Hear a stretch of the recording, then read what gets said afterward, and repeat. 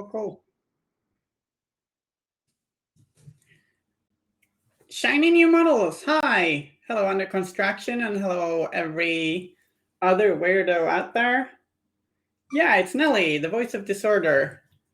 The best voice, some might say.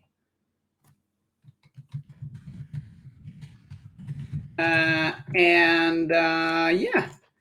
like I didn't know what to paint today. I was like, what do I want to paint? I want to paint the tide collar to complete that set, but then I was kind of scared of painting it. I'm like, nah, I'll do it next week or some. No, not next week. The week after that, I think. So I keep forgetting Thanksgiving. It's Thanksgiving week next week. But yeah, I decided on Nellie. I always really liked Nellie.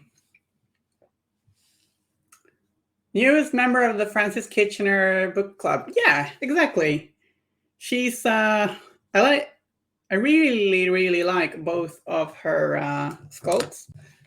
I think they're lovely, and I think just they're such good details. Hang on, I'm actually gonna bring up the artwork for this one to have a little bit of a reference. Right, you can't just search for Nellie voice of disorder. There we go. So like I love the little details where she's always like dropping paper. Like it kind of really illustrates how she's always out for the next scoop. She's a little scatterbrained. She's very, she gets very optimistic about something. She's very impulsive, I think. And always looking for that next scoop, which means that her other notes are like falling out of her bag, which I kind of love. And I guess in this case, yeah, the new book club, the Burning Man's, the Flamme book has caught her interest, and she's preaching the good word. And I also think it kind of suggests like her old model drops notes too, and I think it kind of suggests that like what people say in the interviews isn't really super important. She'll make her own story, right? Such a great reporter.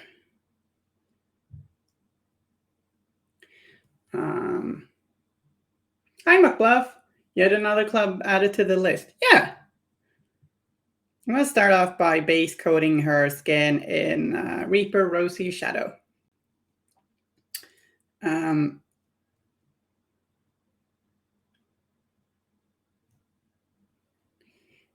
This, like my favorite brush, it started to lose its tip a bit, and I've been waiting for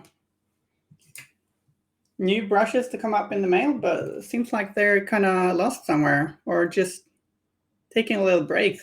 So you might see me swapping brushes, trying to find one that, because I love these Raphael 8404s, but paint as much as I do, eventually they might lose their tip. I try to take care of my brushes, but acrylics tend to do a number on them eventually.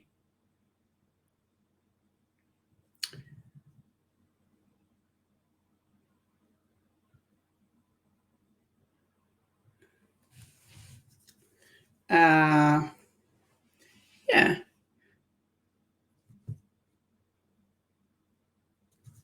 Really like Nellie. She's like a crew full of reporters who interview enemies and slander and I mean it's so fun with the reporters, like their attack action being a camera with a flash. It's just a little wacky and fun.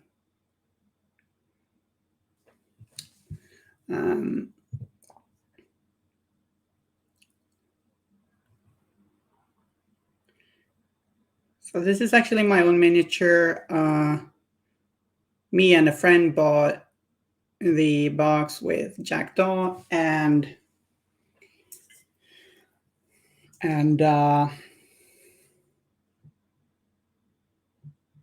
Nellie and August, and we got like shared custody of August. He lives with me right now, but shared custody, you know. It's kind of rough. August is a delusional maniac, so like taking care of him is not the easiest thing in the world, you know, but we're doing our best.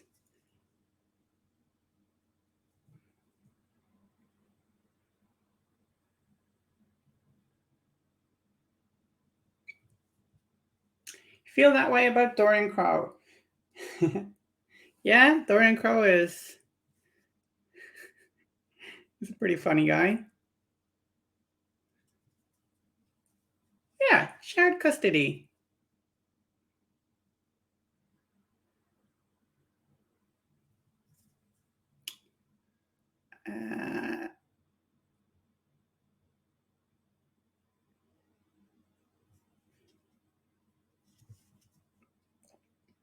Like I've tried this version of Nellie too. Mostly play the first Nellie, or I first started out playing Nellie in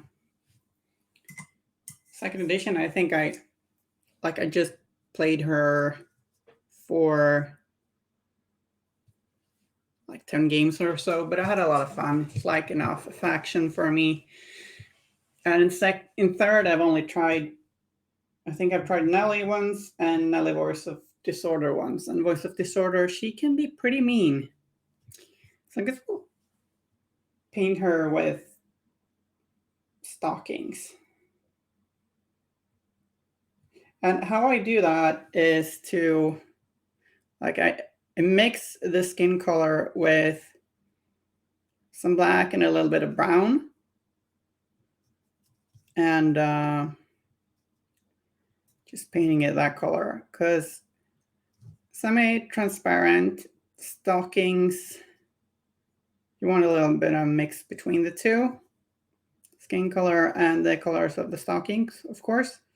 And there's gonna be the most skin color where the stockings are stretched out the most, so on her calves.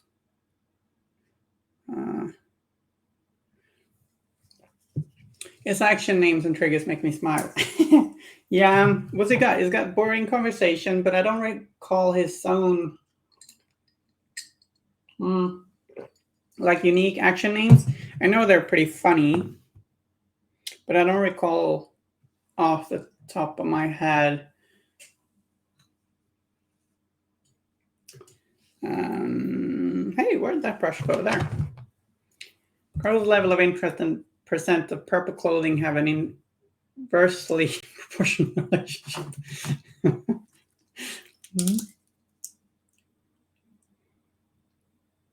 The Nellie title is pretty mean, I find, especially combined with Allison. That's a whole lot of denial and control right there. Also really mean with guild mages. Like, oh, you want to trigger within 6 of Allison? I'll discard a card you can't trigger and I'll heal a model instead because of the guild guard. Not guild mage, sorry. Awful lot of models in guild that start with the word guild.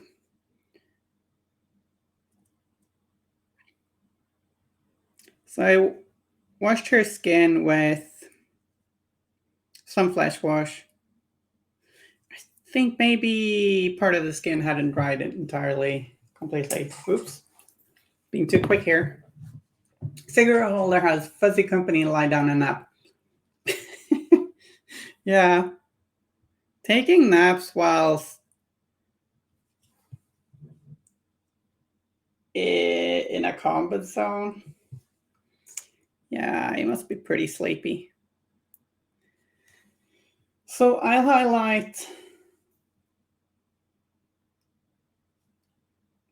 the stockings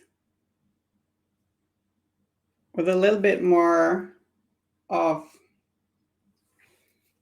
skin color in it, but also want like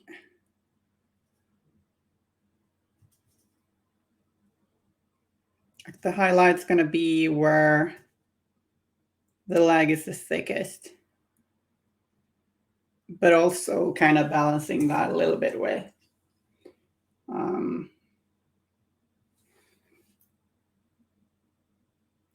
the light source. Now I keep yapping about my imaginary light source, you know. Under construction paint says, it's me, I'm cigarette holder. What? Yeah. So how's everyone doing today? How are you under construction and Muckbluff? Having a nice day?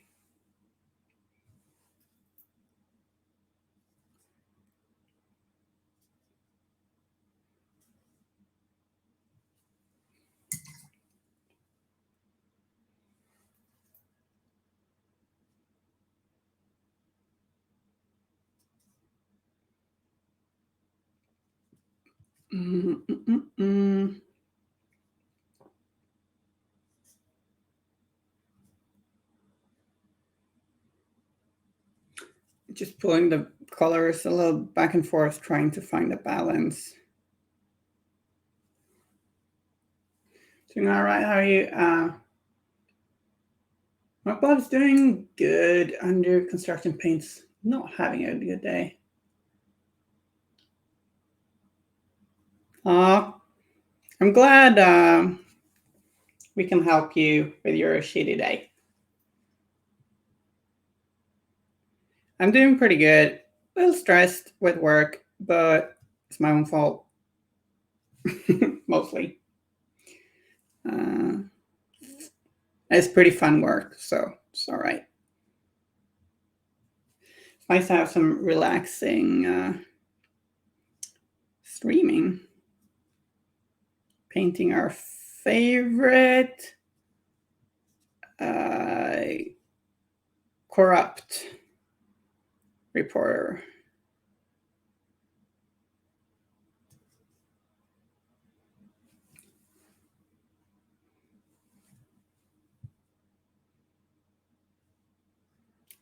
I always found it a little bit odd that she's called Nellie Cochrane. Like,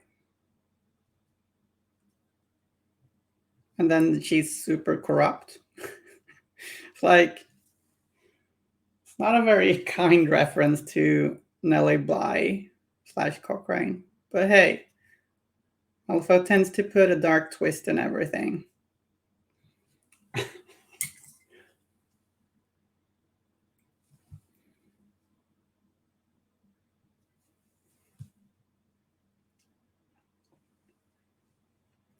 Because her name comes from Nellie Bly, the journalist who infiltrated a mental hospital or mental institution, writing stories about the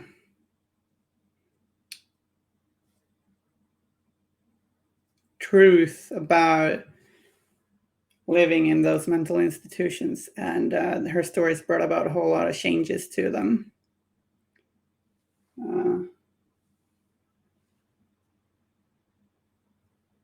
So, like, she did some good stuff. But I feel like the character Nellie is more of a, Rita Skeeter from Harry Potter type of character. Like, she will interview you, but she already kind of has a story in mind that she will use your words to she'll just mold what you say into her own story.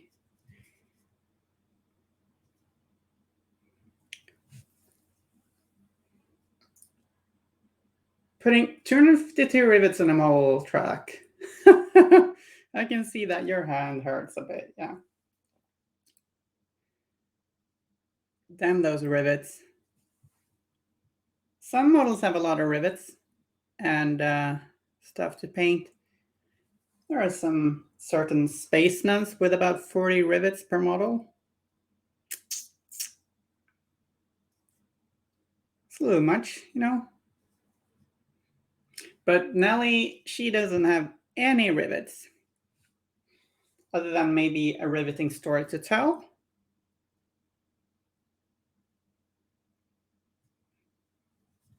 I suppose.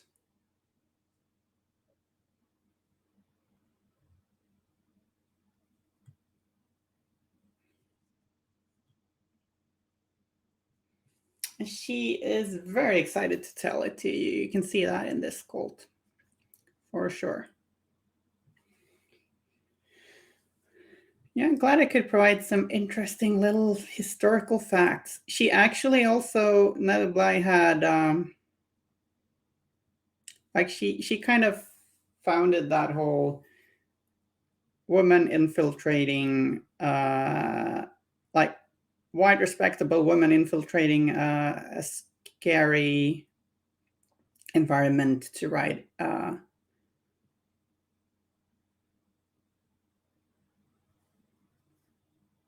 a story, and a whole lot of women followed suit doing similar stuff.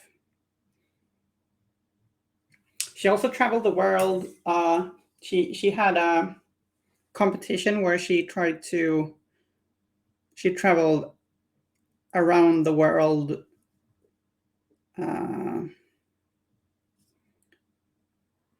Like she wanted to do in a set amount of days. God, I should know how many days. Like there's a reference there, like, but I don't recall off the top of my head. And there was someone else doing it, and they were kind of competing for who would be first.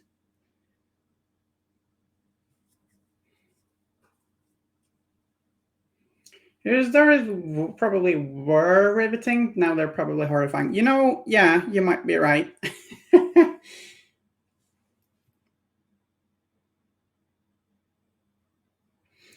But like she has a hot narrative,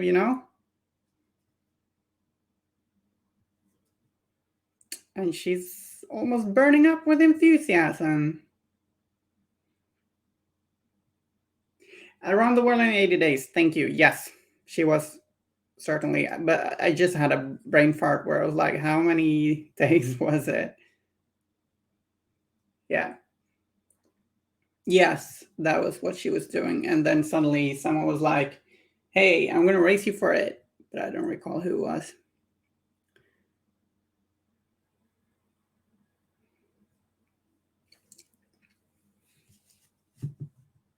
In the Mouth of Madness.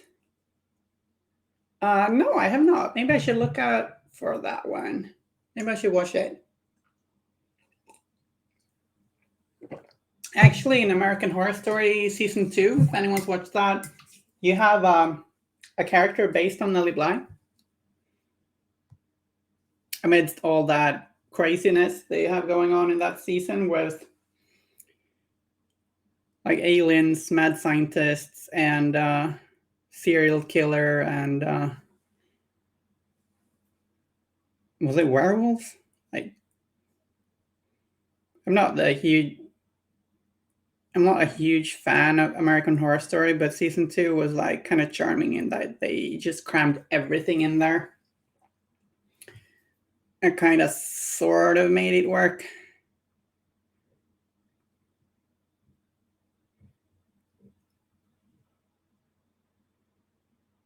And you got a lesbian romance in there with a character inspired by Nellie Bly.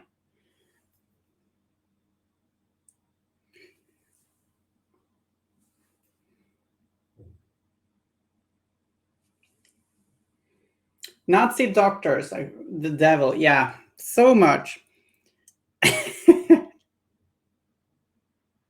It had it all, and it made it sort of work.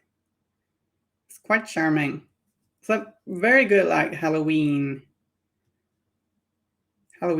series.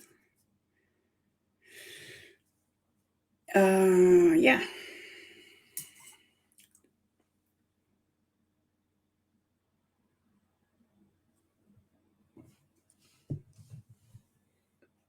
Hotel was my favorite scene. Probably the most queer thing I've seen of it. Okay, I actually didn't watch Hotel. I've only watched the first 3 seasons to their completion, I think. And like I'm one of those that doesn't really get the series.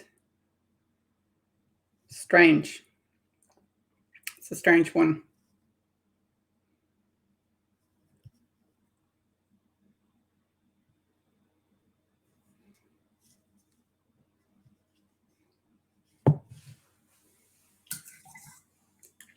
Lady Gaga Vampire, H.H. Holmes Ghost.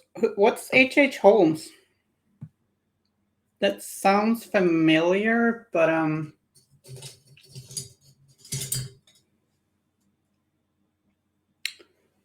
little uncertain here.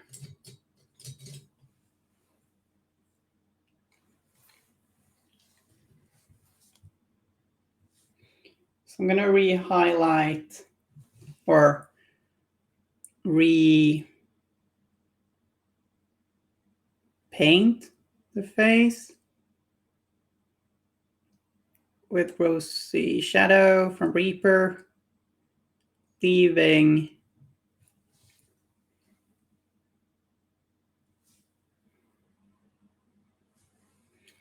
leaving some of those shadows from flash wash. The flash wash. Always feels weird to say flash wash. So this is our mid-tone.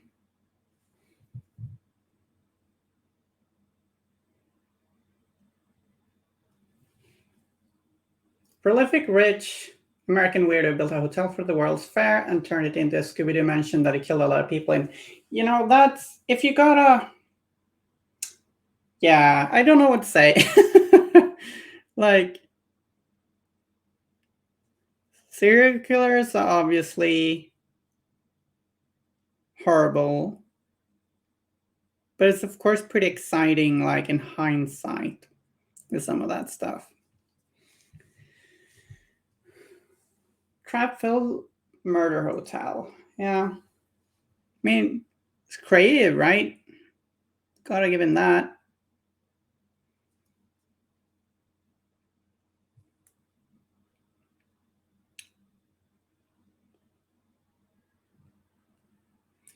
Been a whole lot with serial killers lately, like watching You and now the Dexter reboot.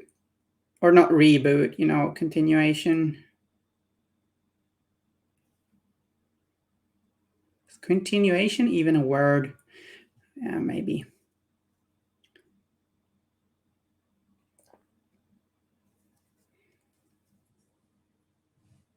Yeah, very bizarre.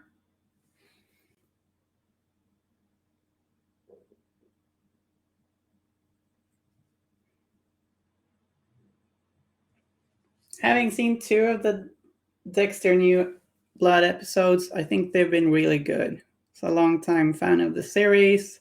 It's really exciting. You season 3 was really fun.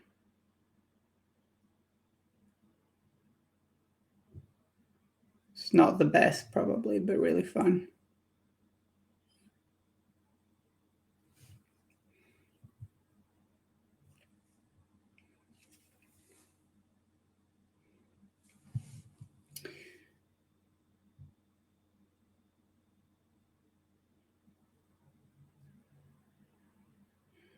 I've got this whole play your own kind of music on my head. I'm gonna try and get it off my head. BuzzFeed Unsolved, so that's where I've learned about quote deal of darker, creepier things. Yeah.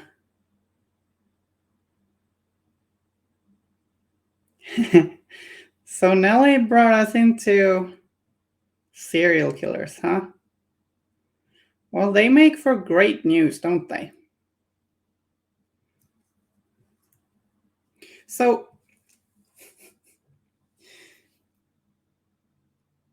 yeah. It's not good that the main guild reporter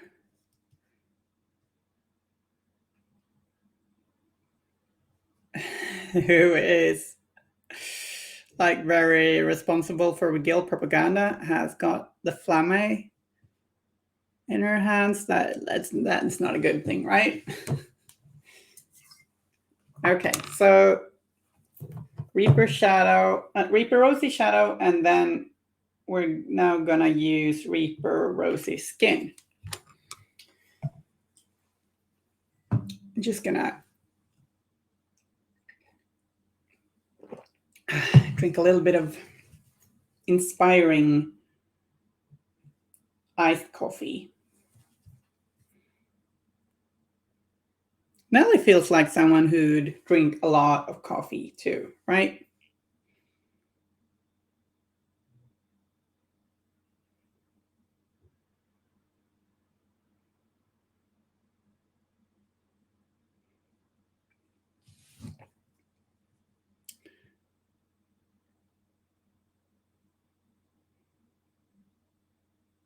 Yeah.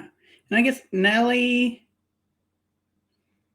Nellie is a name in its own right, of course, but it's also kind of a nickname for Elinore. I can appreciate that.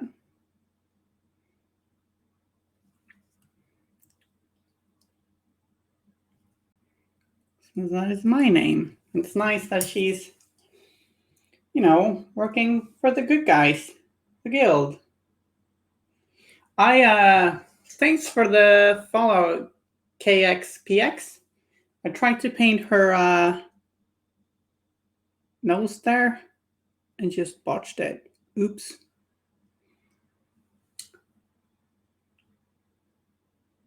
The guy who didn't like musicals from Starcade in the scenario. Show-stopping number. I'm not familiar with that. Hi, Katara Lama. Hi, Llama. Sorry, but your nickname makes me stumble. Yes, I call them the good guys. Who else would be the good guys?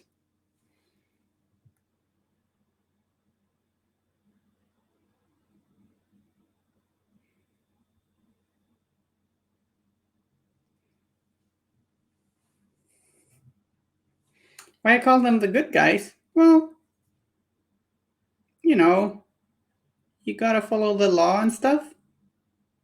They bring order to Malifaux.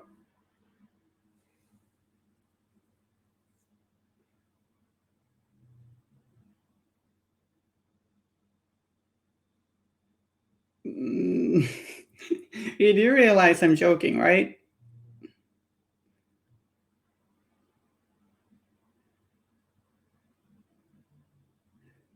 I don't actually think Gil are good guys.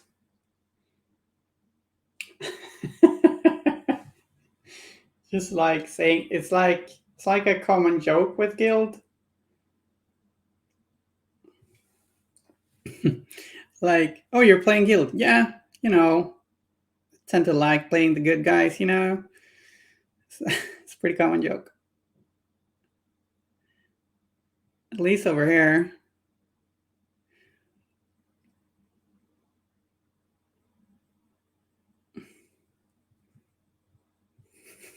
I mean, they're basically the colonists of America. Is the closest reference, I'd say. So, no, not good guys.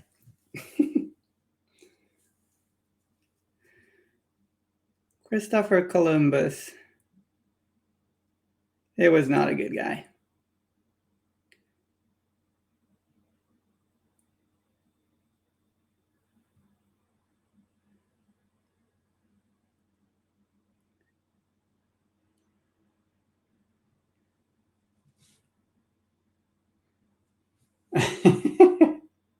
It gets people's attention for sure.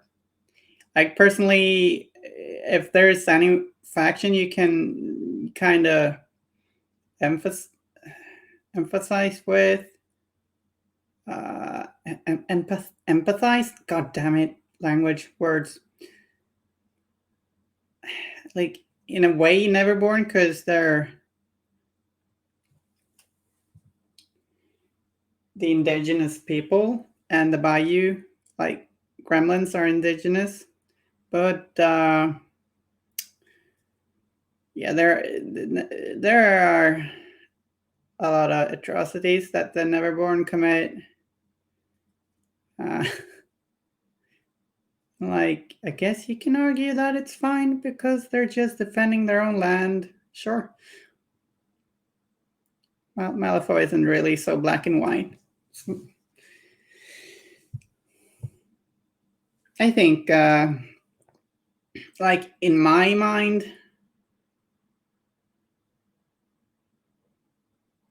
Molly is one of the good guys.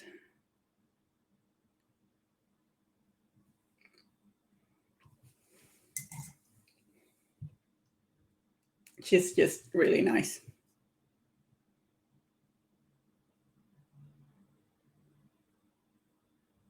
Kind of.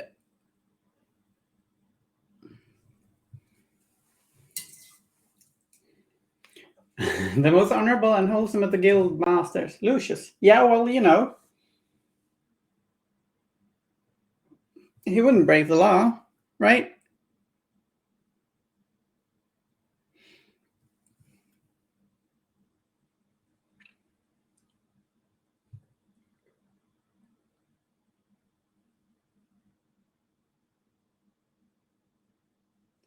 Write your own kind of story.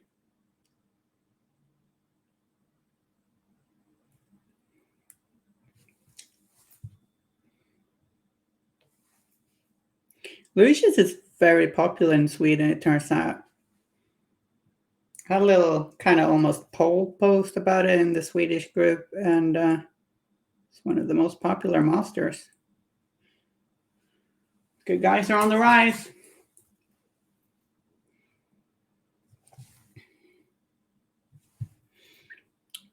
Little dot here.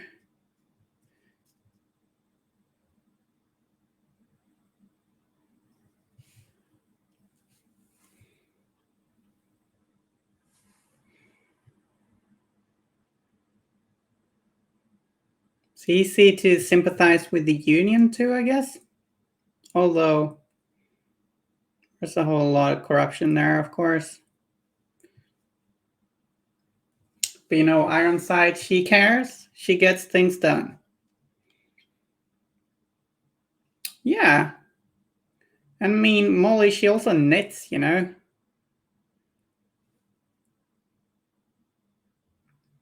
just pretty nice.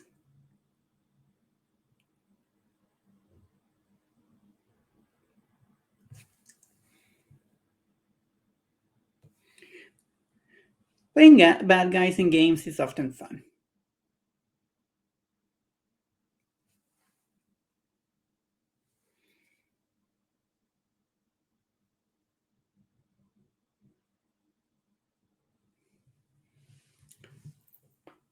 It was funny when Nellie first came out, she kind of had the nickname Guild Pandora. It's a charming nickname to have, right? Yeah, Molly just wants to be friends. She encourages her friends to use the buddy system in case they get lost. It's very thoughtful, caring. Hi, Guzlado, how are you doing? Nice seeing you here. We're painting the lovely reporter, Nellie Cochrane.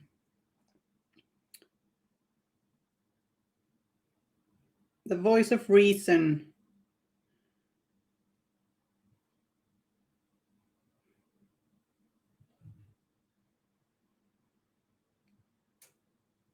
Whilst I have play your own kind of music, just hammering away in my head. So we're all mad here,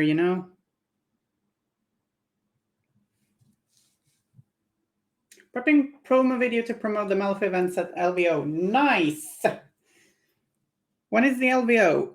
Feel free to plug it here if you wanna. I've got no clue. I know it's the Las Vegas Open. But when it is, I don't know.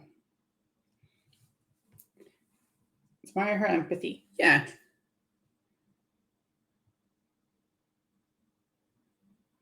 So using Reaper Rosy Highlight now.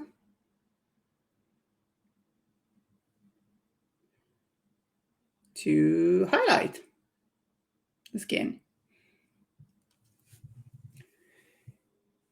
Putting these highlights in the middle of the past highlights of rosy skin. So rosy skin, then rosy highlight.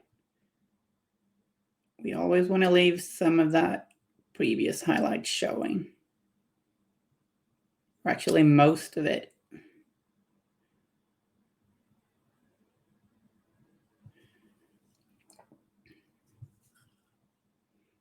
I'm not going to highlight the underside of her book holding hand with this because I'll be in shadow.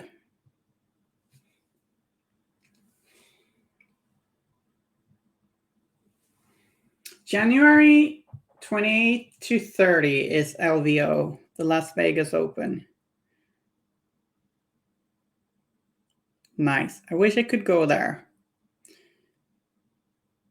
Actually, don't know when the next tournament is going to be in Sweden.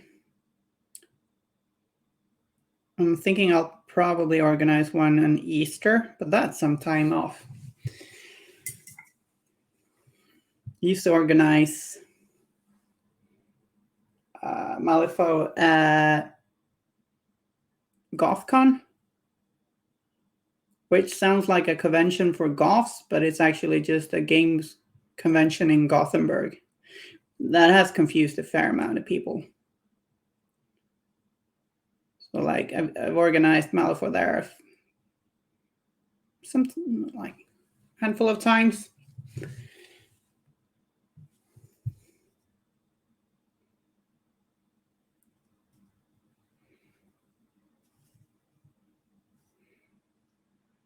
Sounds like a good time. Yeah, it tends to be.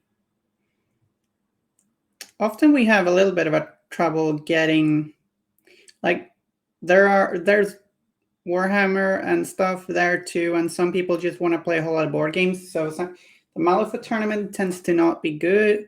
It tends to be great, but it tends to be not to be very big because people just tend to prioritize other things. But we always have a good time. Like, it tends to be a small 8 to 12 player tournament, and that's can be fun too.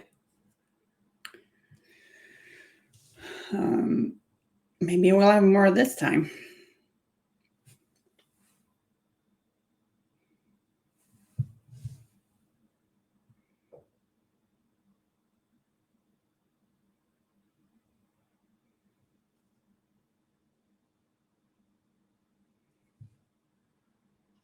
We have a little bit of a problem in Sweden with some games because, like, Sweden's a pretty big country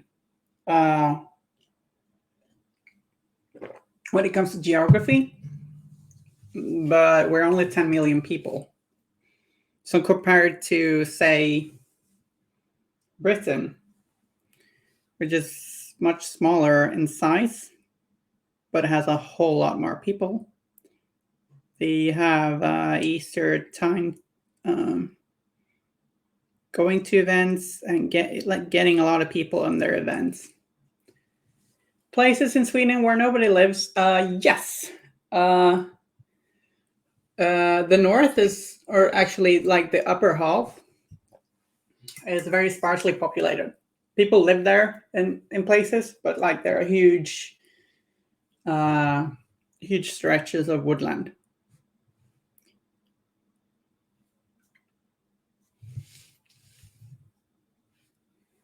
You can live there. Sure. Come over.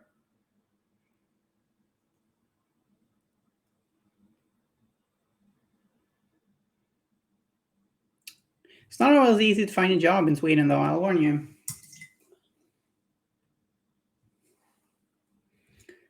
But I allow you to live here.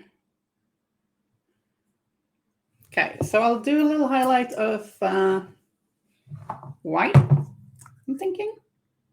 And then we have the little, like, deciding how to paint glosses is always a little tricky, you know?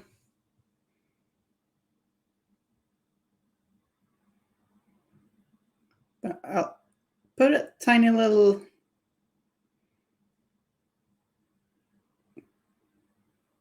dab of white on the chin and the cheeks. Yeah, and these fingertips. So final highlight.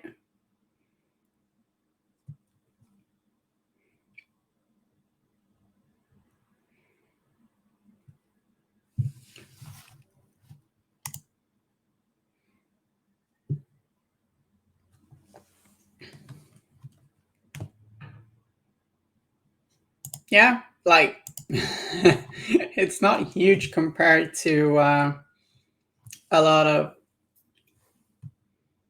other places, but like it's comparatively big. I'm thinking of how many live here.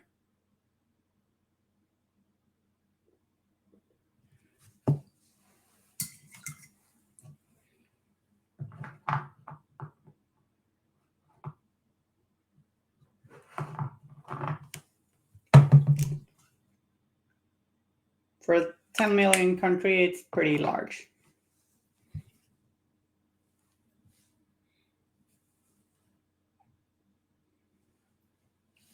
Just gonna pick out her glasses. I'm gonna have to get really close.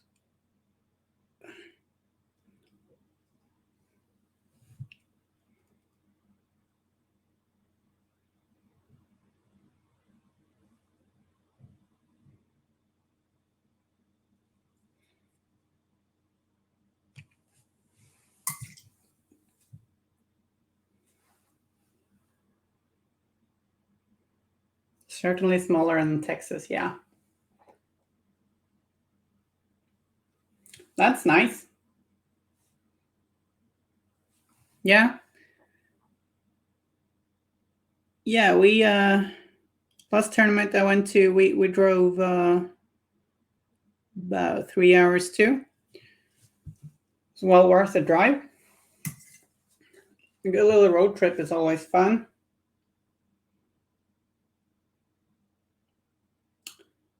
But the most Malifaux activity is like we have a lot of people playing in Umeå up north, and that's God, is that 12 hours by train or something from where I live? I tend to fly there at times.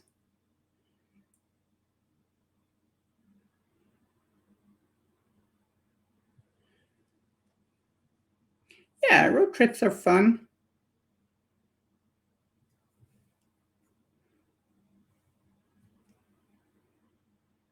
You wish you had good trains? Yeah, we our trains are decent, but the whole thing with the tracks are really lacking.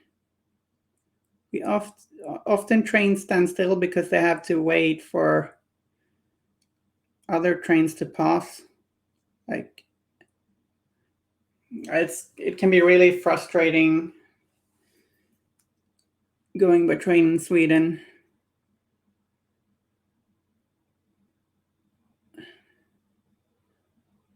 Tracks are pretty bad, and we need more tracks. And yeah,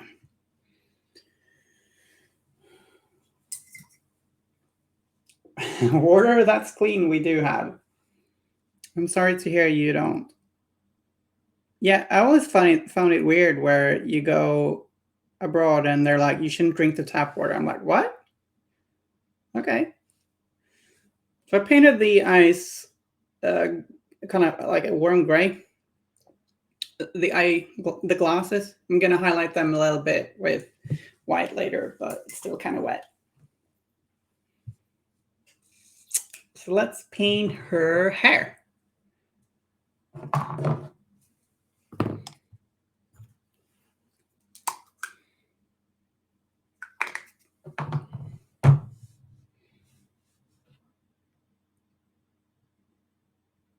Anyone painting anything cool right now? I'm thinking the Flamme should have covers in a warm color, right? Seems only right. The tone, that is, that the tone she's holding. Reaching from.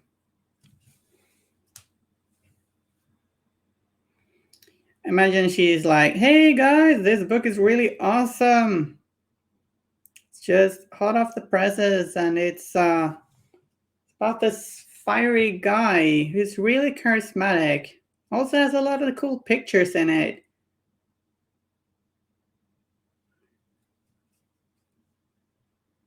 Oh, the jackalope. I love the jackalope. The jackalope is like the best totem. So cute, so scary. Glowing runes on the flame that are crawling up her arm.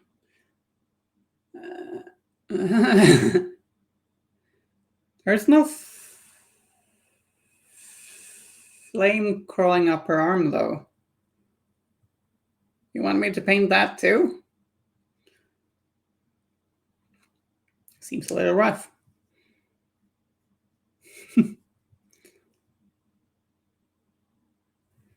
uh,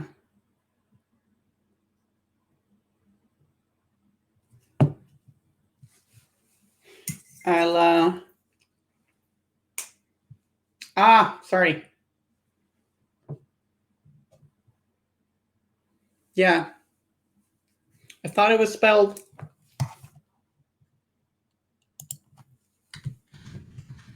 like that, but maybe I'm remembering it wrong.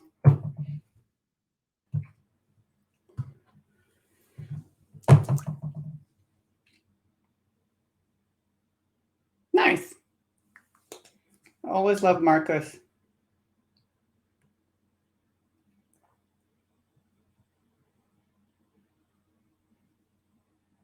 Yeah, I didn't mean to nitpick. Just that meant to explain why I didn't really catch your meaning.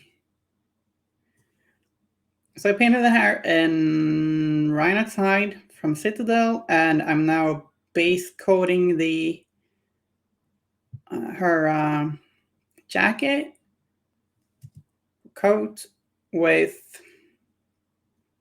Mephiston red mixed with a little bit of Abaddon black.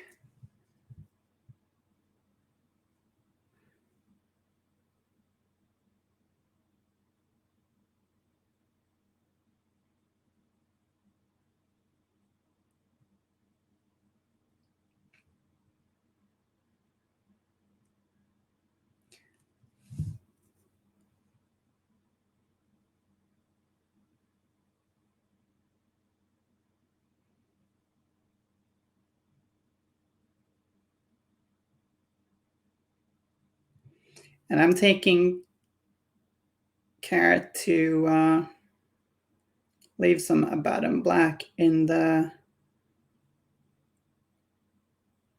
folds, in the recesses of the coat. Shadow.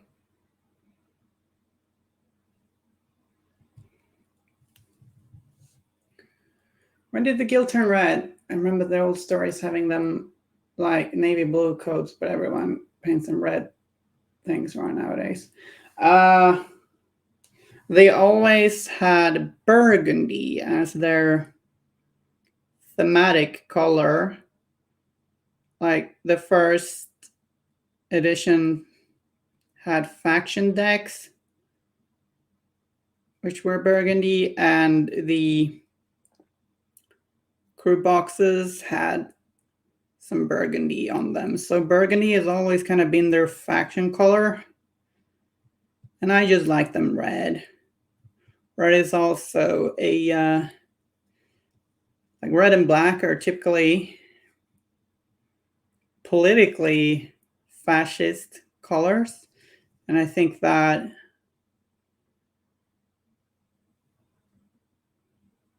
kind of fits too.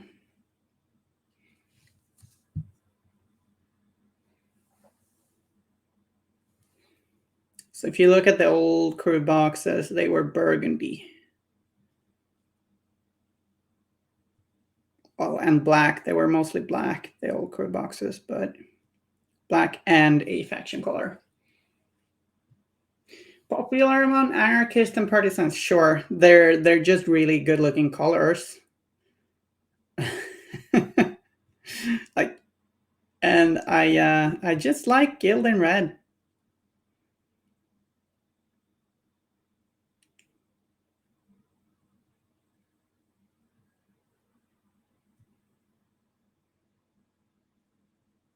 But yeah, maybe there was a shift. Remember Guild Rifleman being like grayish blue in the artwork.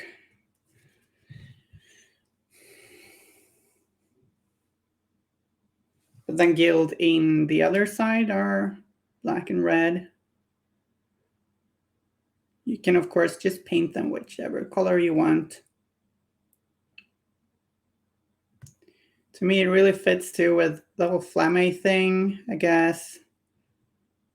So it just felt right to paint Nellie with a dark red.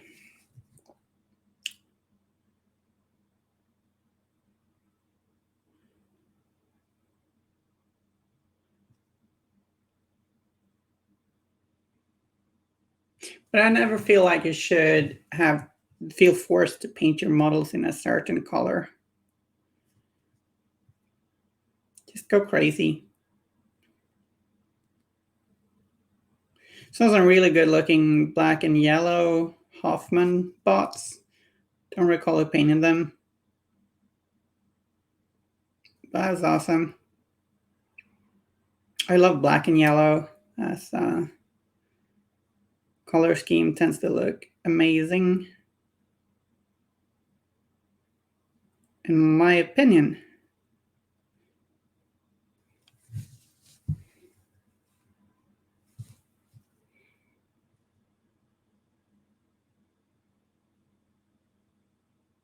My Arcanists are also red, actually.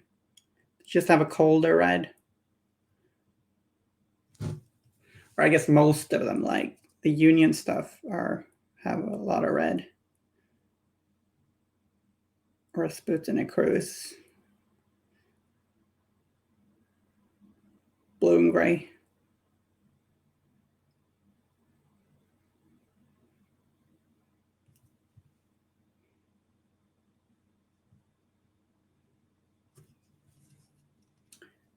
Bees are awesome. What? Now I'm confused again, you guys. Yeah, black and yellow, yes. Bees are awesome. We need them bees, you know?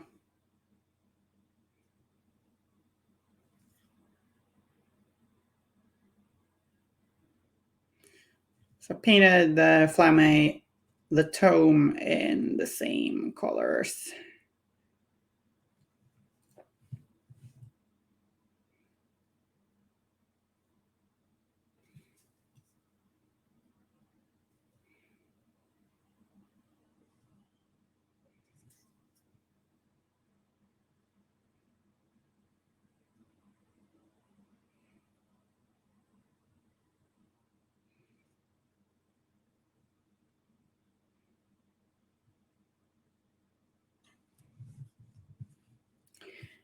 Painting something in an unconventional color scheme tends to draw people's eye.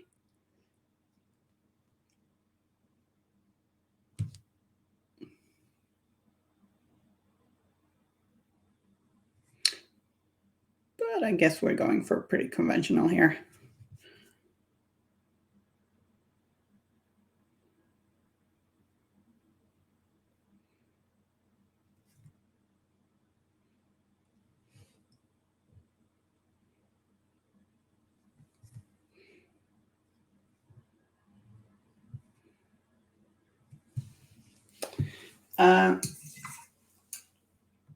Actually going to do slightly darker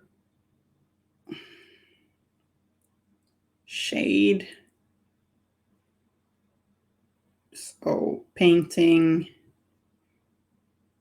the same Mephiston red and Abaton black, but with more black, and just going in between the two, between the black and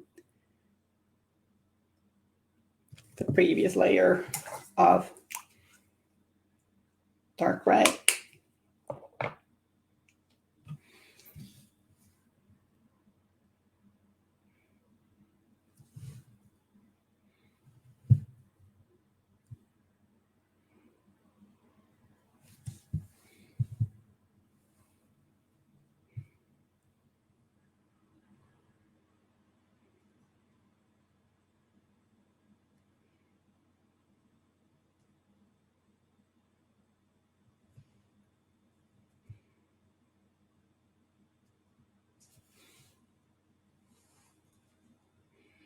He actually painted the All Hungering Darkness. Painted that in black and yellow in a sort of swirly pattern, like really cool. I think.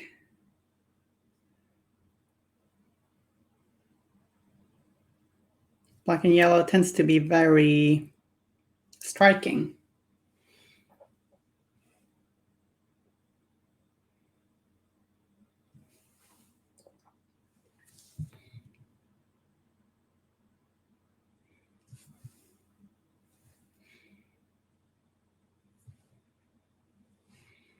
So the bees, they know what they're doing, fashionable.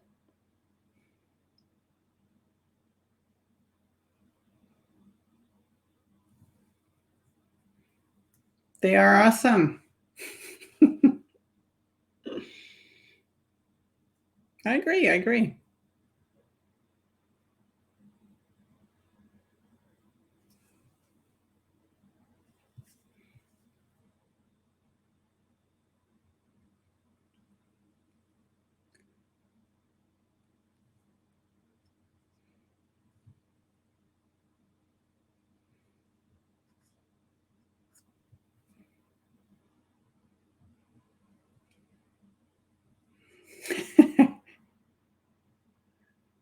Custom bee emojis.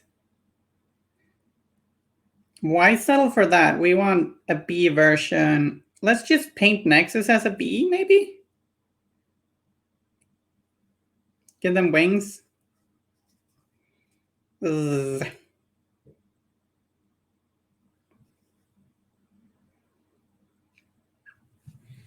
But yeah, wish list away,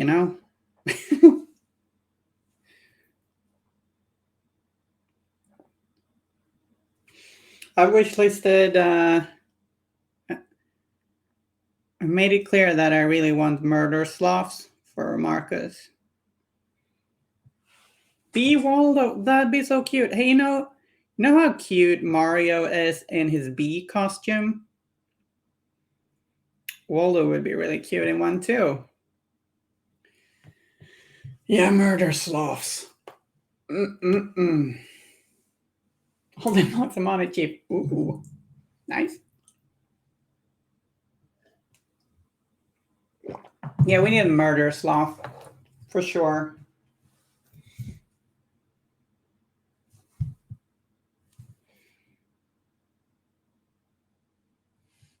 It'd be like move one or something, but yeah, they're fierce if you rile them. Probably, maybe.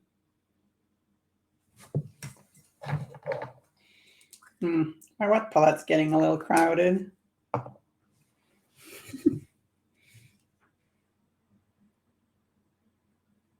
If I had a palette cam, you guys would get nightmares sometimes. My palettes tend to be a little messy. I think that's fine because paint purity doesn't tend to be important unless you're painting like some army dudes who are gonna have the same uniform.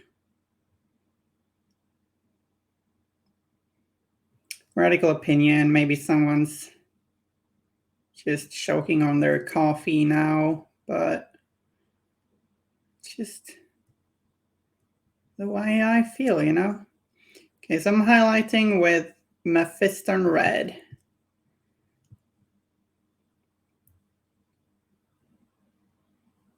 Or Mephiston Red. I don't know how I was supposed to pronounce that. Mephiston. Murder Sloth.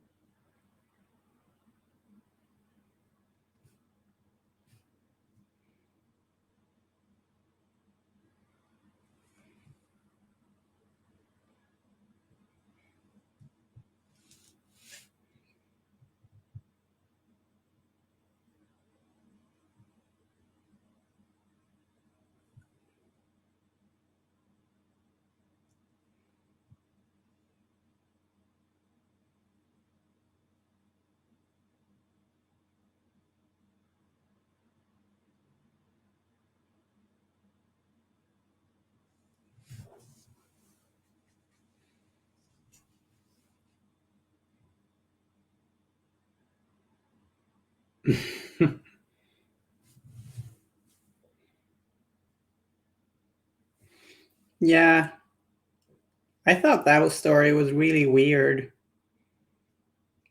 I'm glad you enjoyed it. I think for me, it's like I didn't really. Like, it made some of the characters seem more vain than I imagined them to be. But I guess it was just supposed to be comedy. I just didn't really.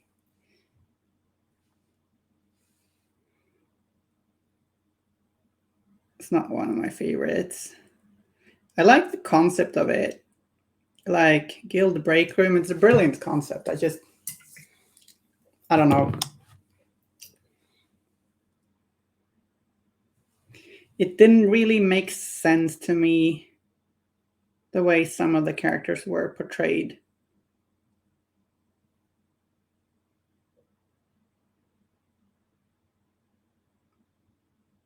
compared to other stories. But we're all allowed to have different opinions.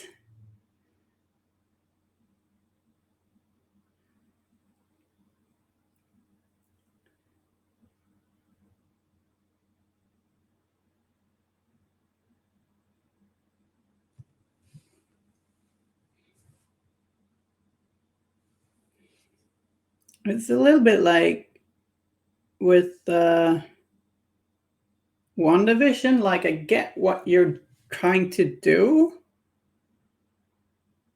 but I just didn't find the sitcom jokes in WandaVision to be funny.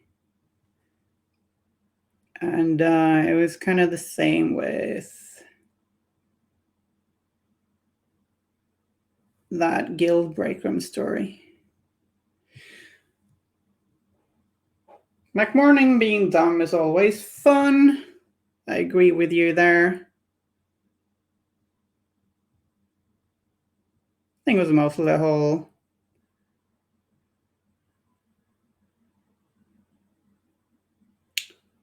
thing with Sonia and Perdita that didn't really work for me.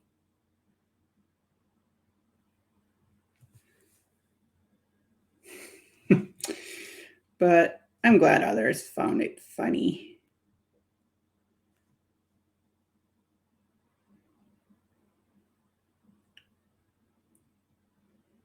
More laughter is always a good thing. I love the McMorning stories in general.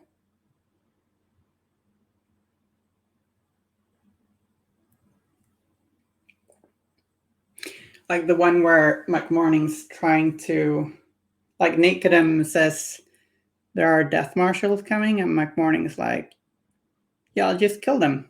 Okay.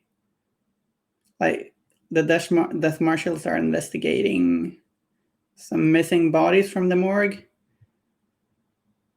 And yeah, that was just great. That one made me laugh a lot.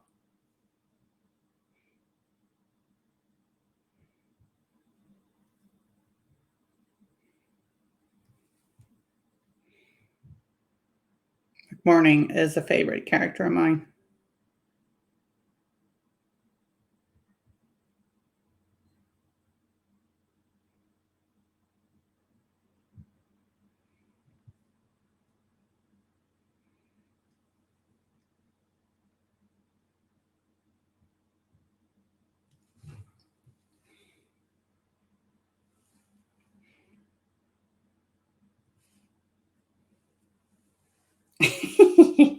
No, he's not great at that. No.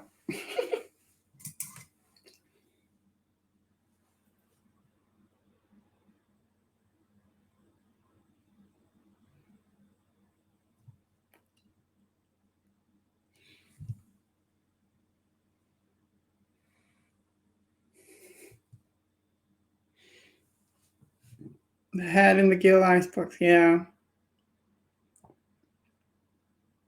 But like He replaced those missing bodies with the bodies of the theft marshals, right? Surely nobody will miss them.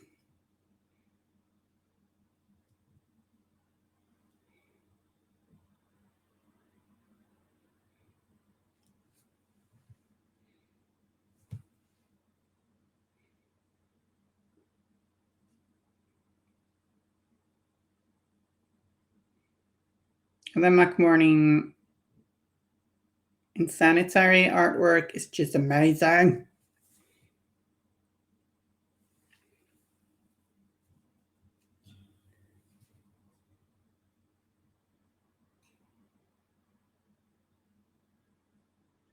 He just looks so enthusiastic. Like he really loves his job, you know? Oh, Douglas.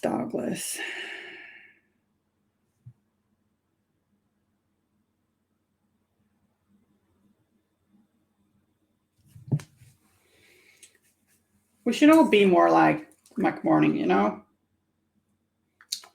Reuse and recycle and all that. Yeah.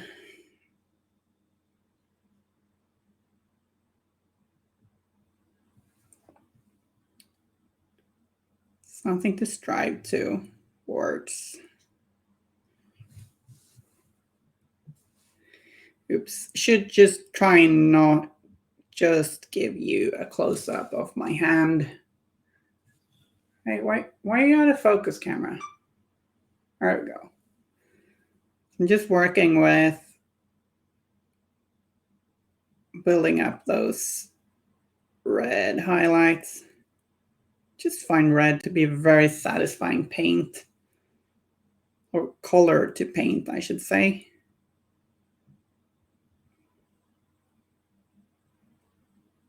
Especially a deep red. I actually don't recall that much about the whole head in the icebox thing. Was that Chronicles or was it one of the main stories?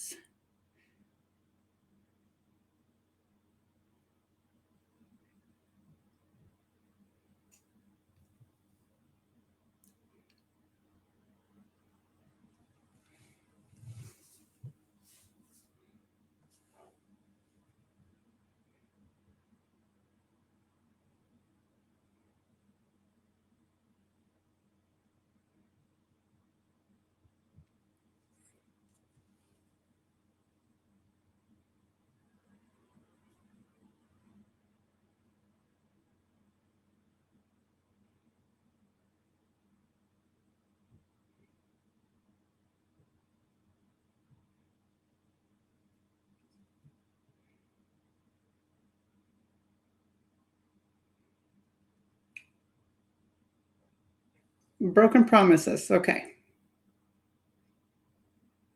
Yeah, then I have read it.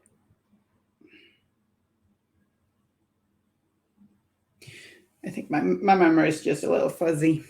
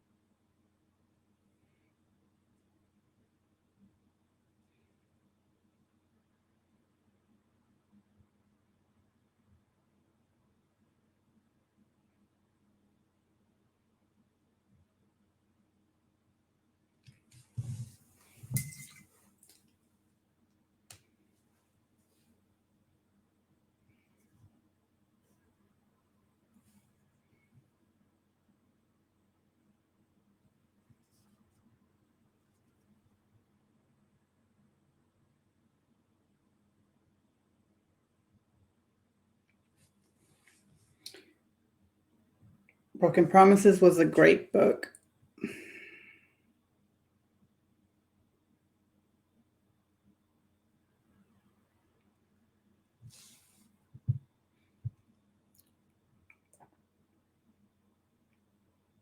Soon gonna bring out yet another red color, a bright one to highlight this a little bit further with.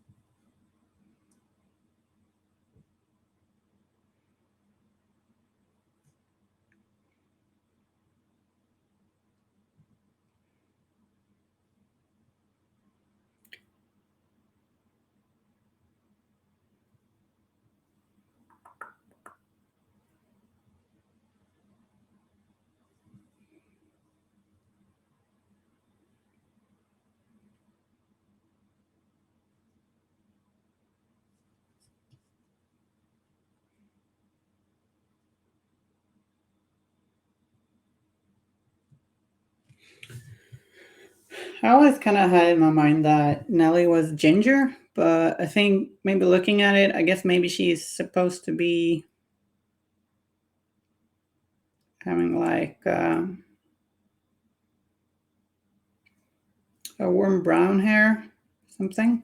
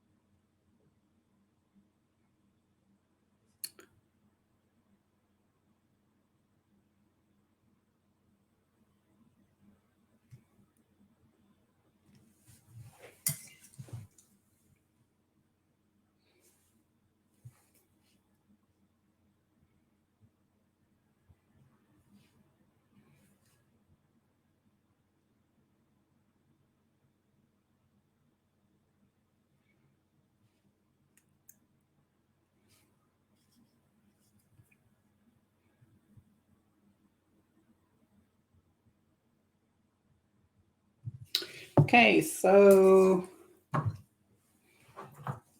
let's bring out some. Having doggy's head around is pretty fun. Wait, what? Having doggy's head around? You guys, I'm really confused. But hey, I think I'll live. So Citadel, Wild Rider Red, highlight.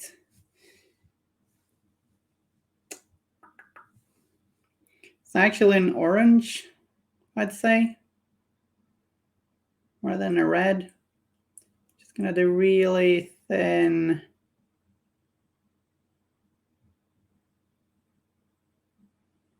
Really, really thin highlights with it.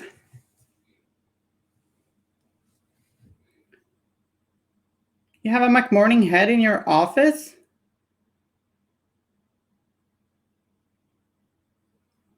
Poor guy.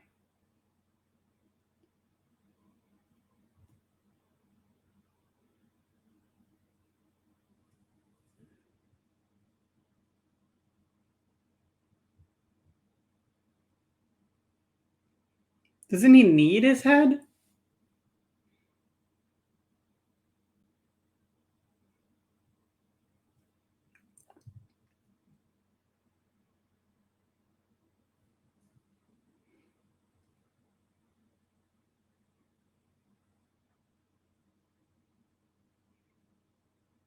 Or should I say, doesn't he need his body?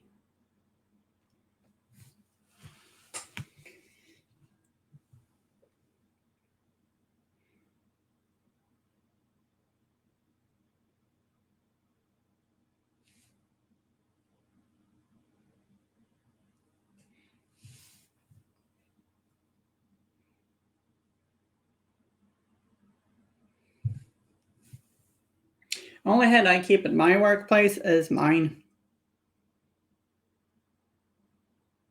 I guess my cat sometimes just shows up. She tends to bring her head.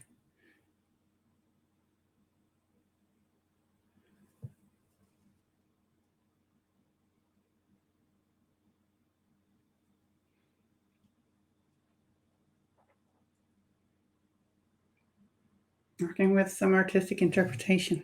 Oh, okay. Okay. Sure. Sure, sure.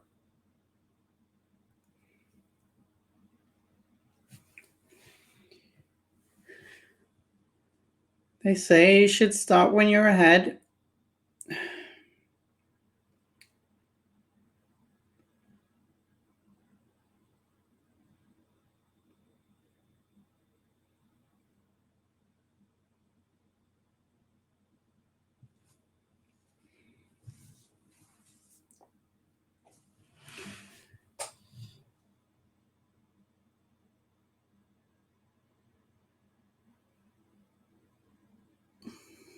I kind of forgot about highlighting the book.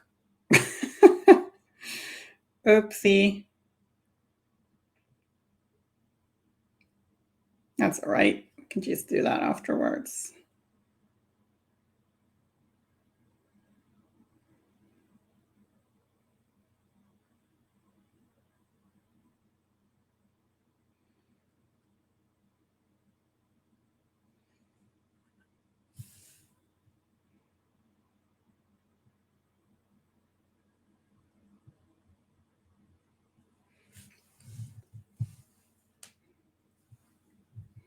See how deep and lovely this red is getting.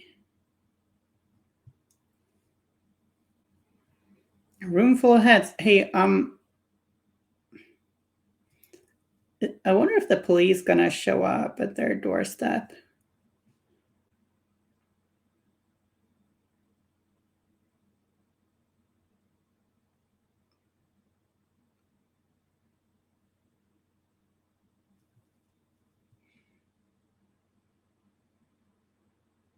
Georgia Games Company shut down. Kept heads in their break room up on display. Grisly murders. Past employees or something?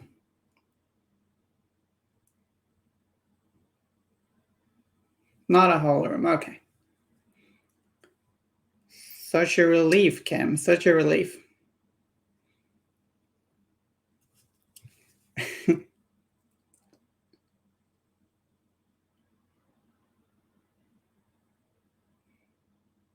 think this paint job is heading in the right direction, you know?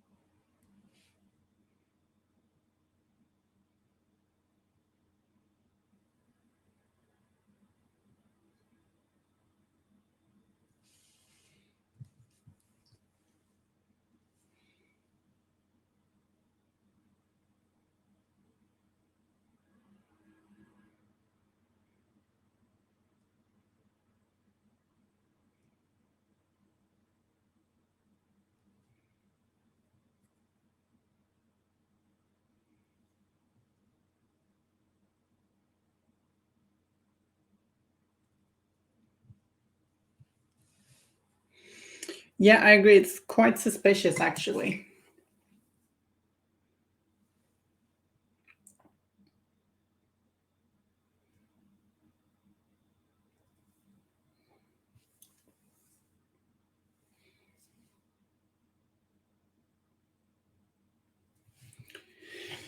Okay. Then in just a few places, I think I'm gonna do a little Fire Dragon Bright highlight. First, iced coffee.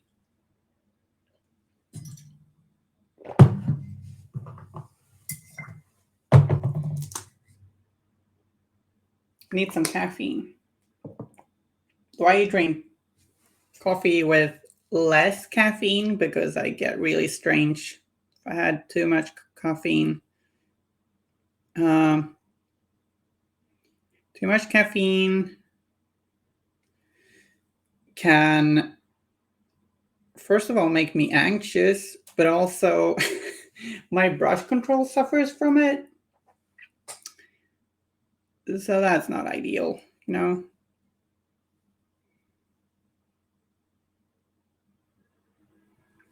So I tend to mix regular coffee with decaf when brewing it. Trying to hit a sweet spot.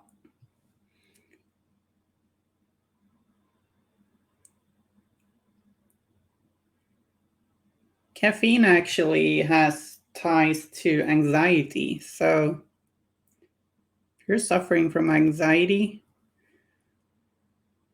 mind your caffeine intake.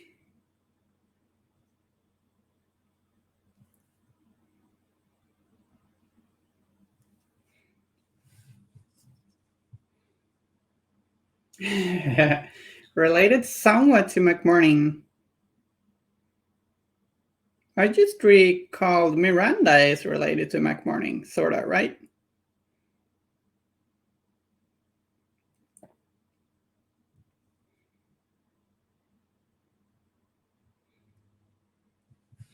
So it's a pretty good deep red, I think. One thing you can do, yeah, McMorning sneeze. Yeah, that's what I thought. Thank you.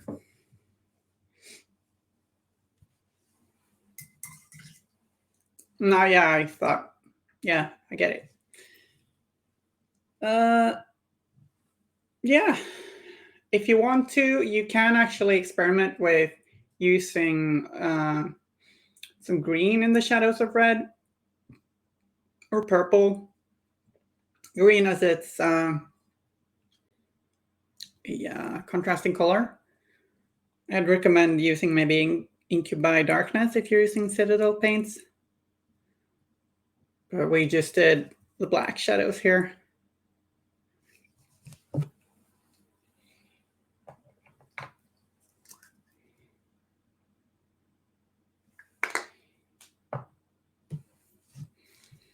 Thinking I'll do a little highlight on the glasses. And I will paint the book and then the hair.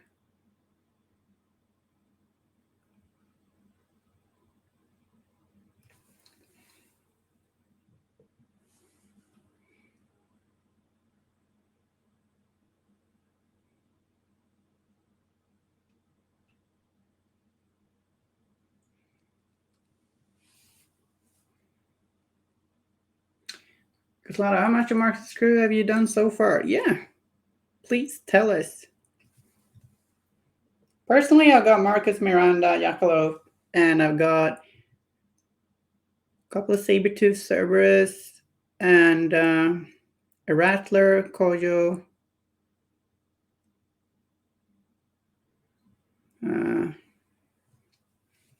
painted, and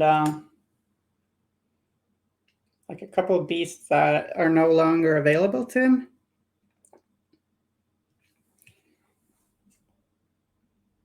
On the blessed in the form of the big hair.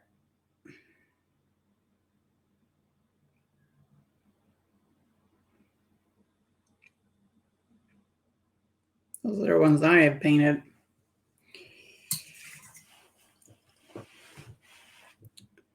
Need to get Ferdinand painted up sometime. Mr. Vogel. And the beast within. That's cool, Caslato.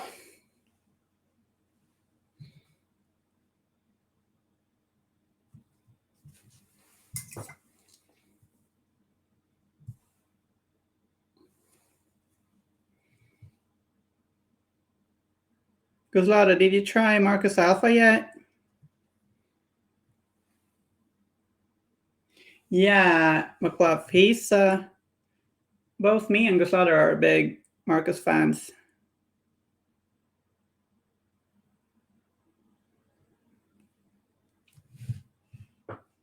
Oh, one thing you could do with dioramas, you could put magnets under the feet of the miniatures, and then you can use them as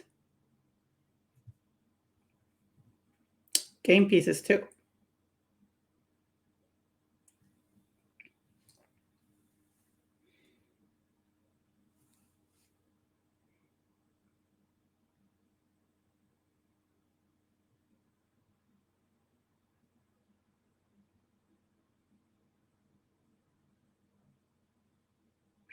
Marcus Appreciation Day. Whoopee.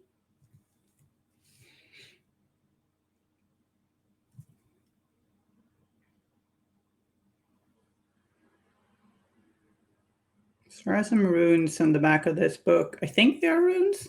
Let's paint them as runes. Differently. Yeah, okay, that makes sense. But maybe it's a good tip for someone else if you're doing dioramas. Oh.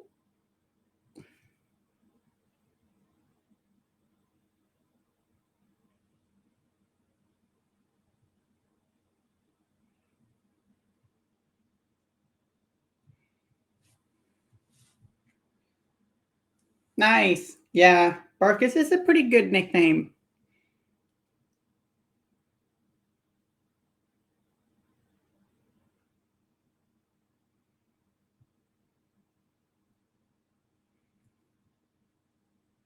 I'll give you that.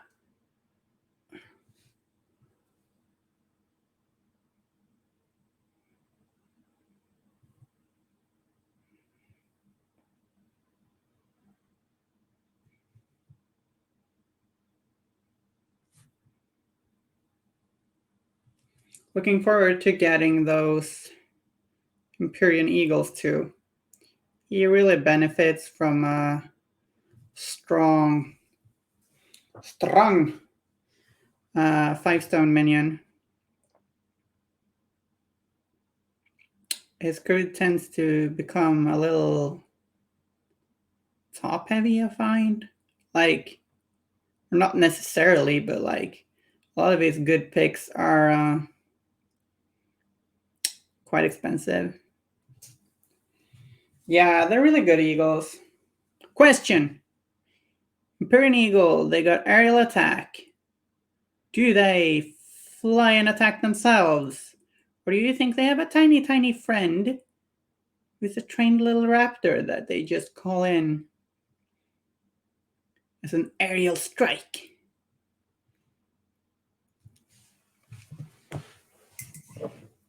Also, Empyrean Eagle, 1 or 2 individuals per base?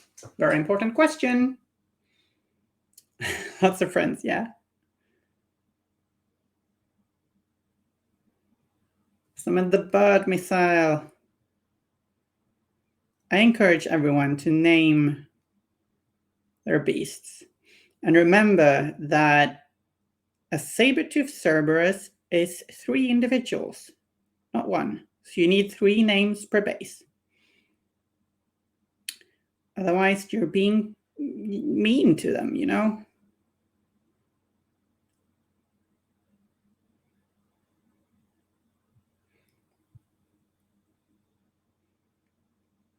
Gotta be respectful of your animal kingdom friends.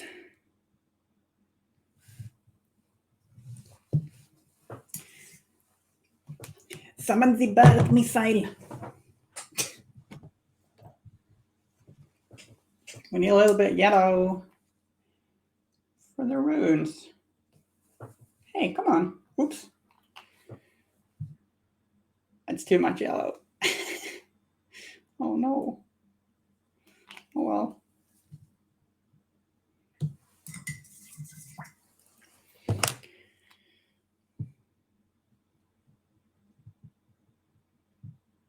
I put too much yellow on the palette. Maybe I can save a little bit of that paint. Sometimes with dropper bottles,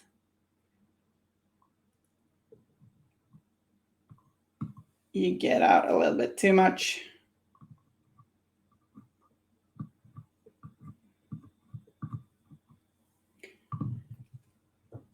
You can use a sculpting tool or a knife or something to put some of that paint back. Just what I did now. So I'm grabbing a little bit of Vallejo Sun Yellow and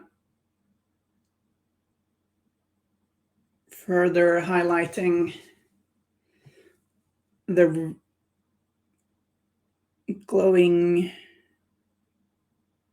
marks on the Flamme.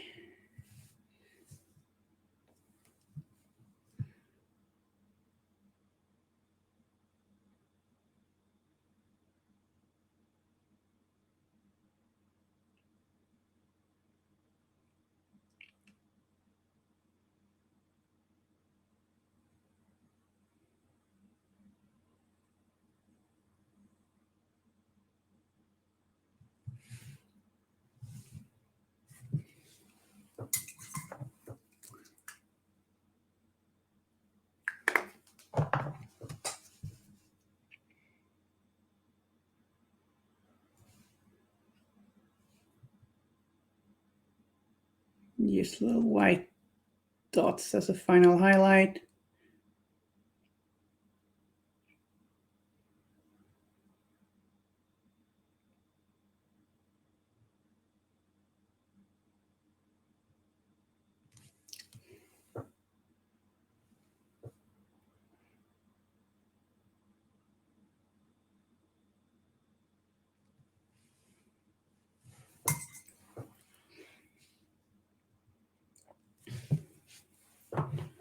Then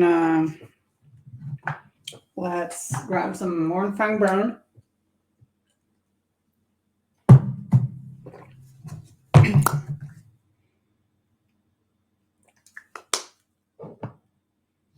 Mix it with the rhinox hide and let's start highlighting her hair.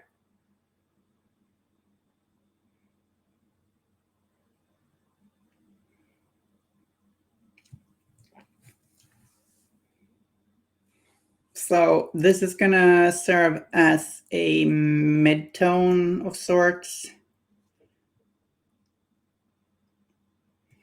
with the rhinox hide serving as our shadow.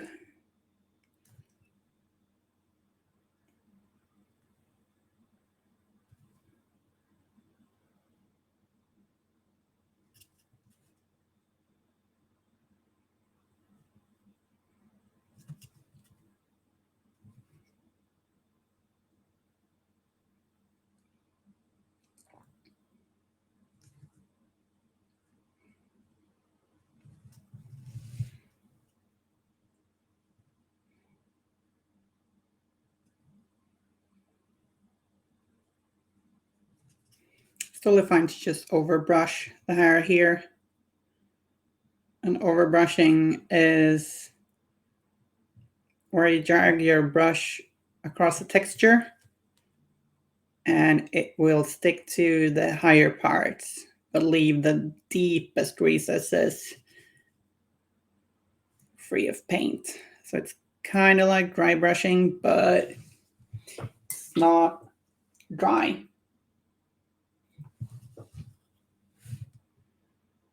And then a first highlight of pure Mornfang brown.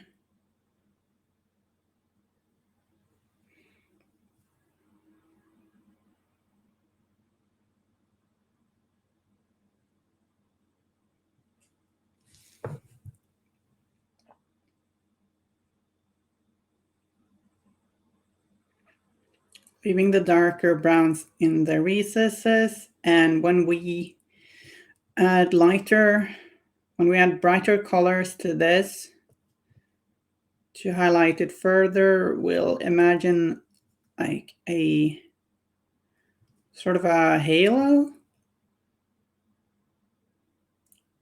Q halo song on the top of the head as a highlight zone, that tends to be how clean hair looks.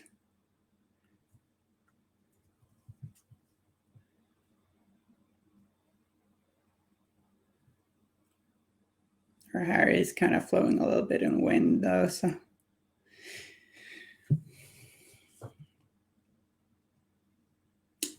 And mix a little bit of citadel wraith bone into the Mornfang brown to highlight it.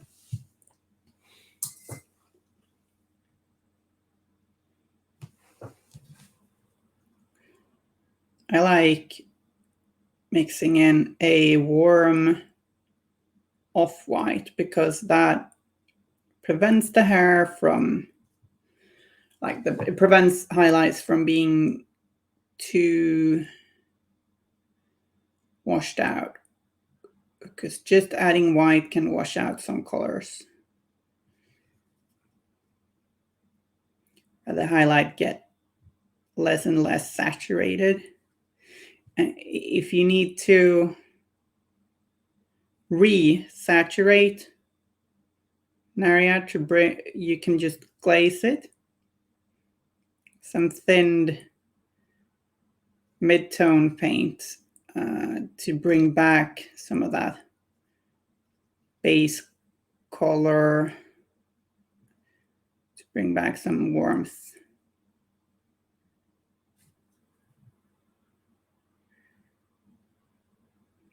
To the hair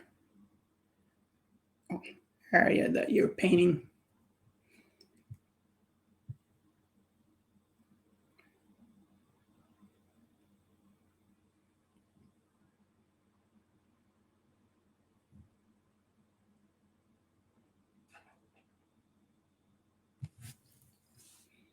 A little mistake there.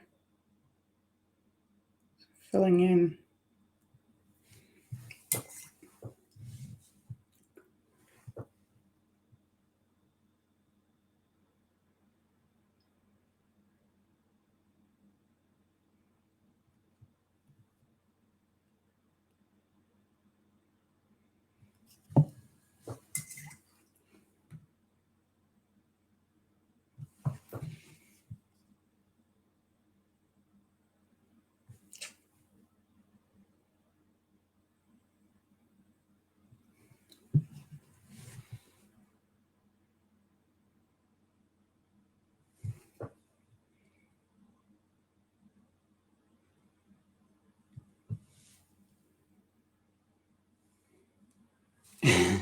Oh, so the McMorning head has been shared with the world.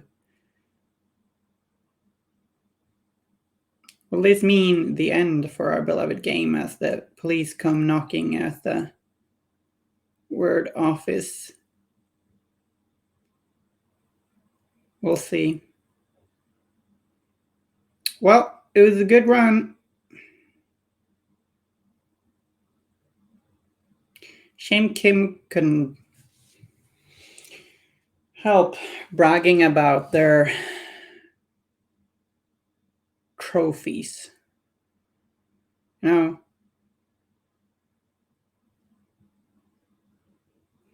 they do say serial killers want to get caught a lot of the time, so maybe that's what happened. Maybe.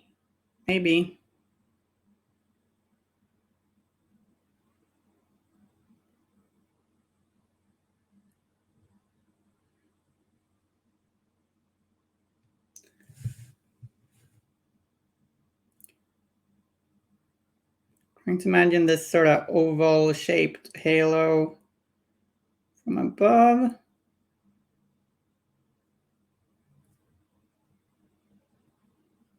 Highlighting her hair.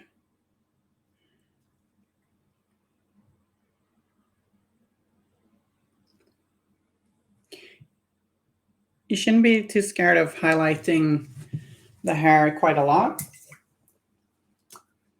because healthy hair tends to be pretty shiny.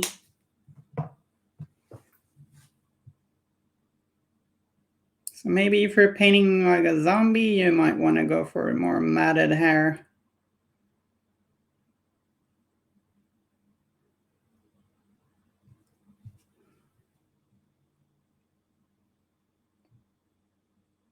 Going for a final little highlight of Wraithbone.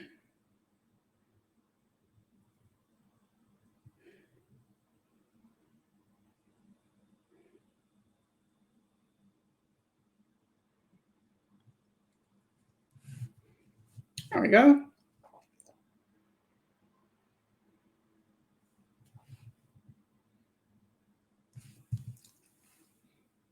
do with some touch-ups, but I think it looks decent.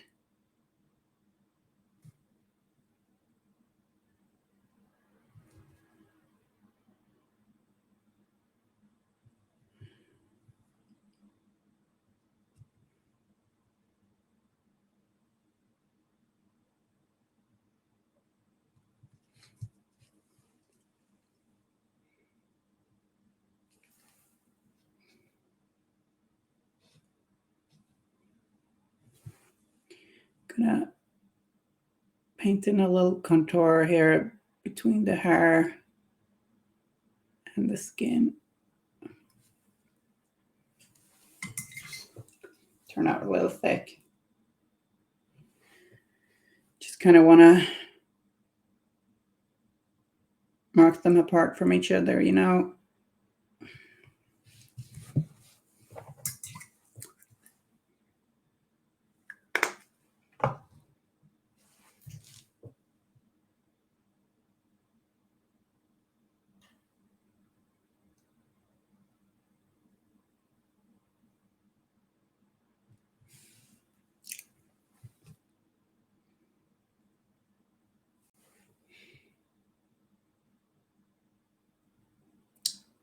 Big round glasses.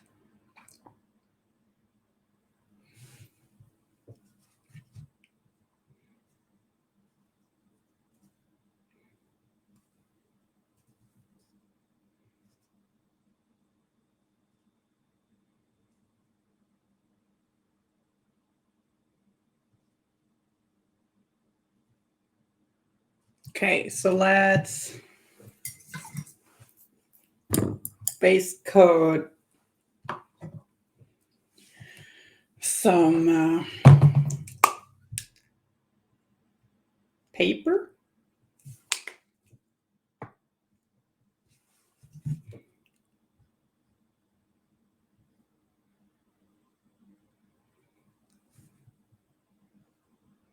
Gotta figure out a color to paint these little bookmarks.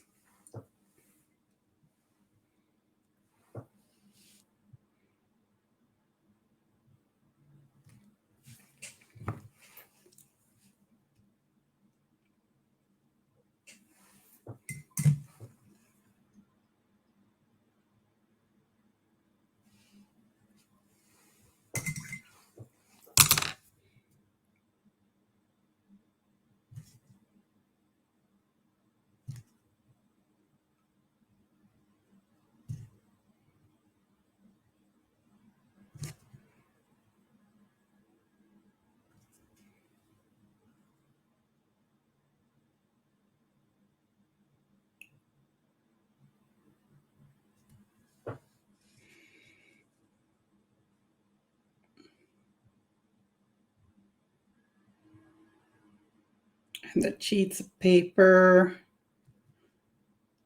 falling out of her bag. So I'm base coating these Rakarth flesh.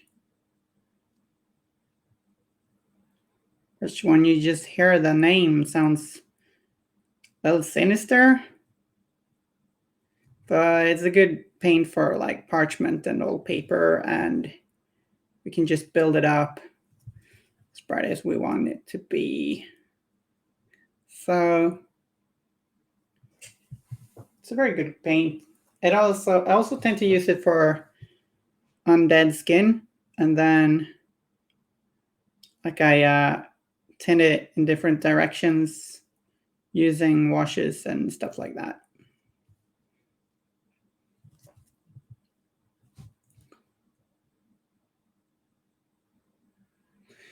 Mukbal says, one thing I really like about Malifaux 3 character design is their outfits.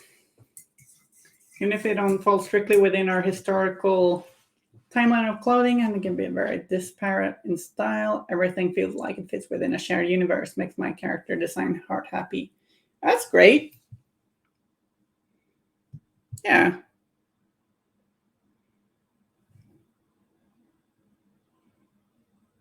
Yeah, I think that there's a lot of cool, like the Malifaux, the Title Master artworks have been amazing.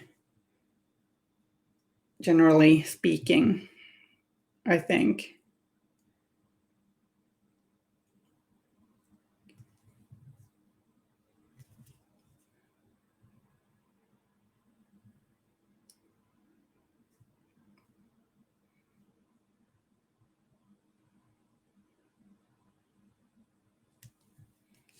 The Burns art, yeah, it's very good. It's very good.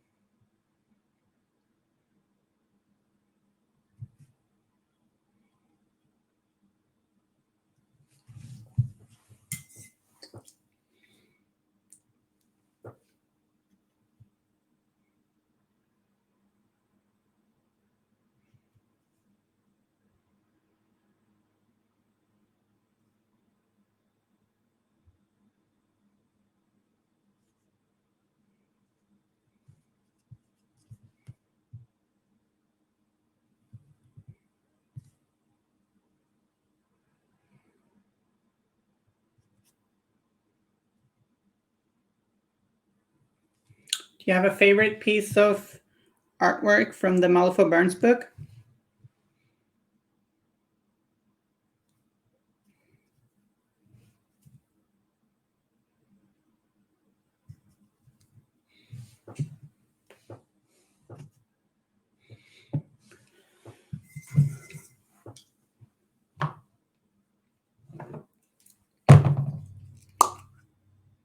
Yeah, sure. I'm gonna base coat her shirt, Citadel, Mechanica Standard Gray.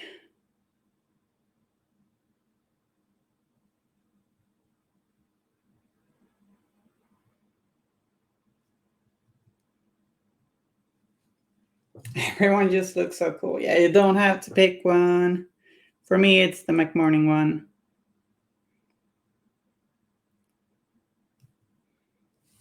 Just captures them perfectly.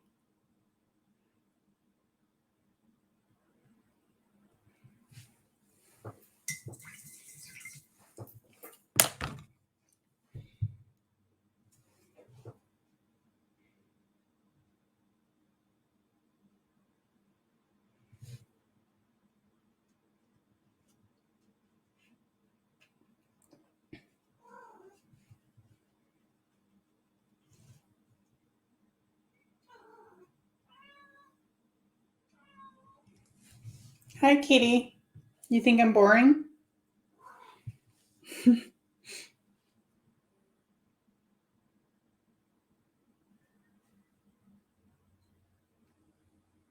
Cat.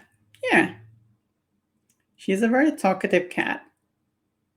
She often replies when you talk to her. Tends to be pretty polite. So she has started trying to steal my bread and my saffron buns. We have this Christmassy pastry or bun called lussekatter or lussebullar, which we tend to eat around Christmas and our celebration of the Saint Lucia. And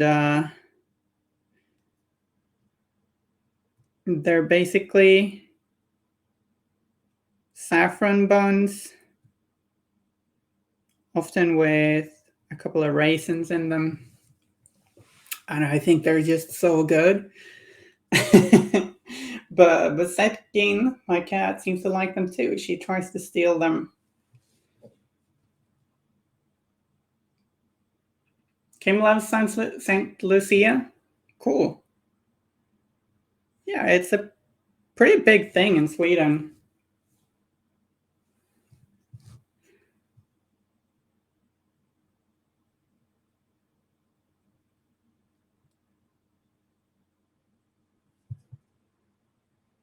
I tended to always find it pretty boring as a kid, but always loved the pastries. Or the buns. Lucia's buns, huh? Sorry. Kimberly does. Play weird is a combination of chaos and raptor noises. Okay. I'm getting worried. What have you done with Kim? Did you eat Kim?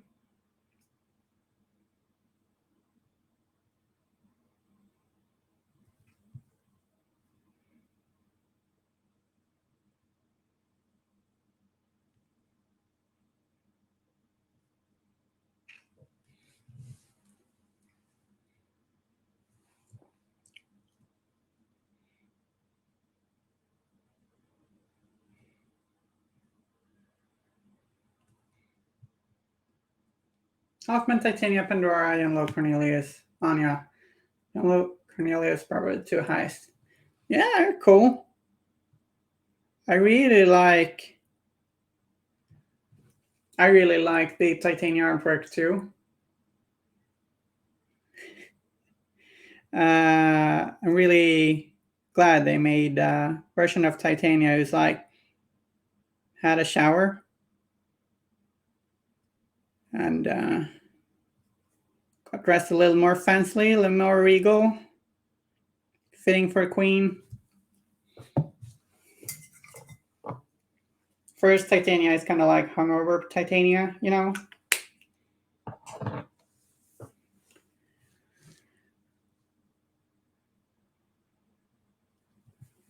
Why wouldn't you get to talk about the new characters?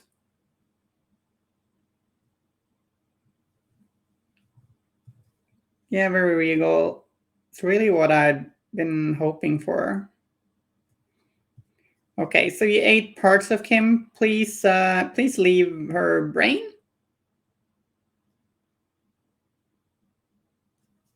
That'd be nice. Like anything that she needs to communicate with us, because otherwise we'd miss her, you know?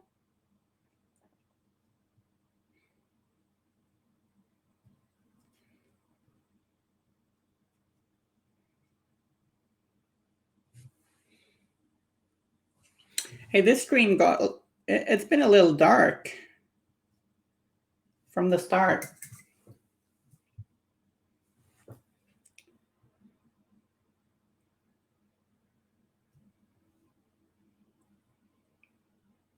Corrupt journalists,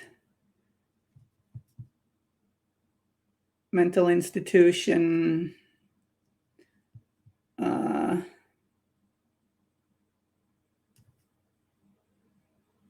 horrific stuff, and Kim getting eaten, serial killer talk. All right. Yeah, I think you can talk about the new characters. I guess we don't have to talk about the story, but like thinking favorite artworks, totally fine.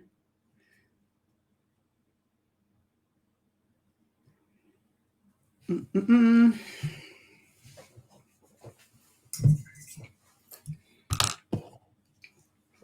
gonna do a little bit more of Rock Earth Flesh on these pages.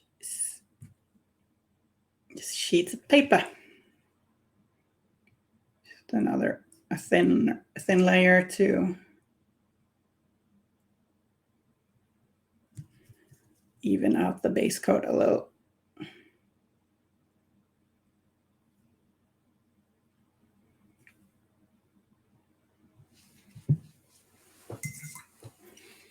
And then a little bit of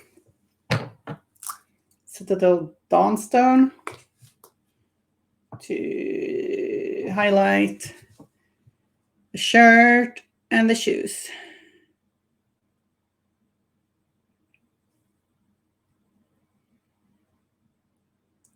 The shoes.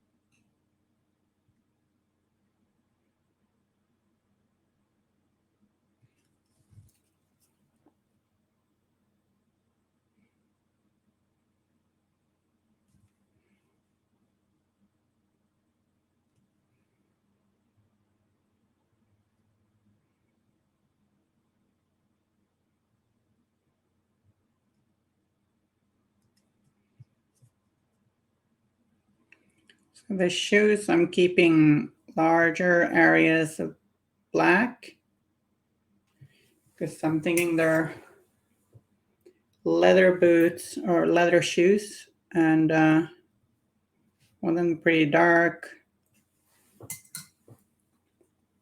whilst the shirt will be like a brighter cotton shirt. Oh my god, I'm gonna sneeze. Or will I? Oh no. Maybe I won't.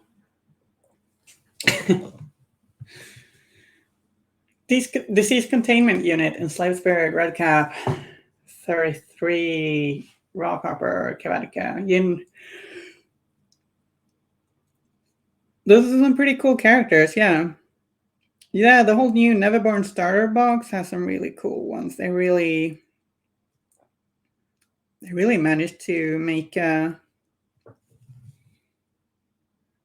Neverborn starter group that really feels like it represents Neverborn very well in Hildegard, Klaus, and the Red Caps. I know Hildegard and Klaus are from Through the Breach. I guess maybe the Red Caps are too.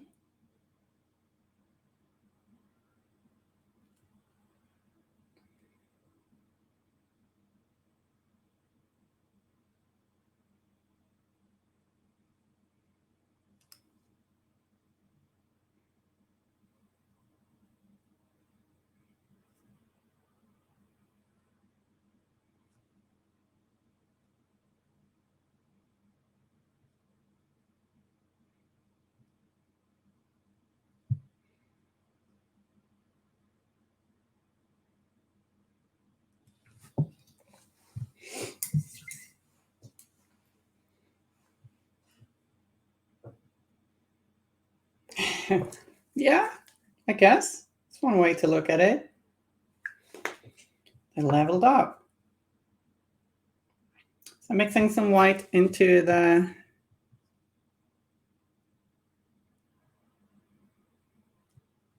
Dawnstone to further highlight.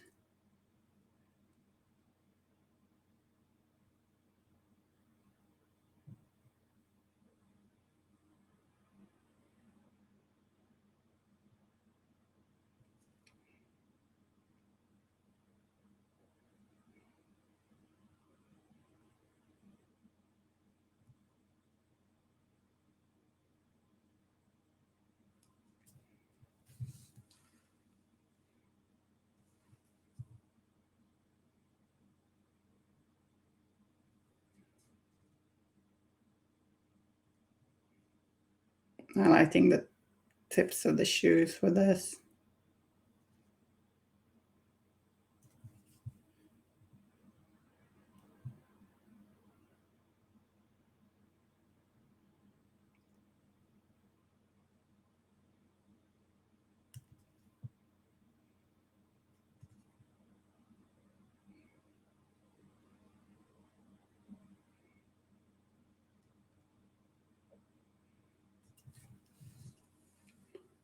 Thank you.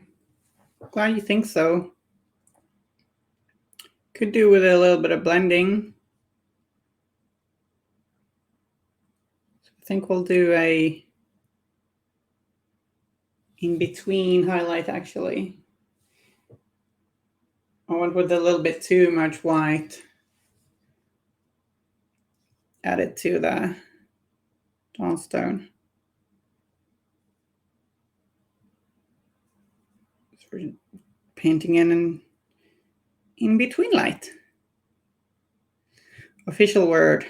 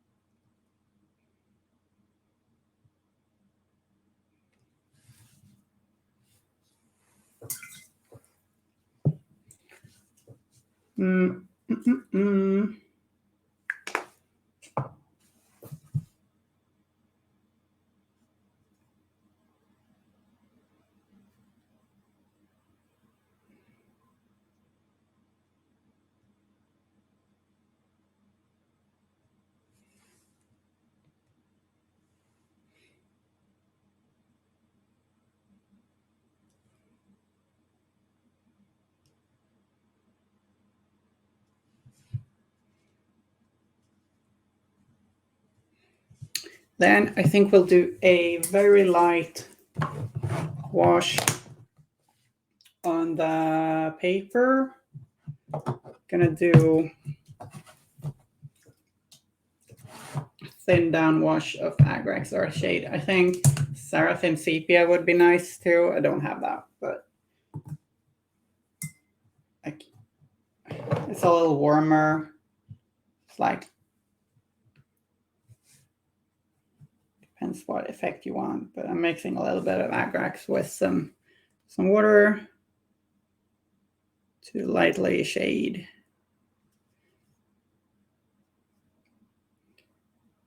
The parchment.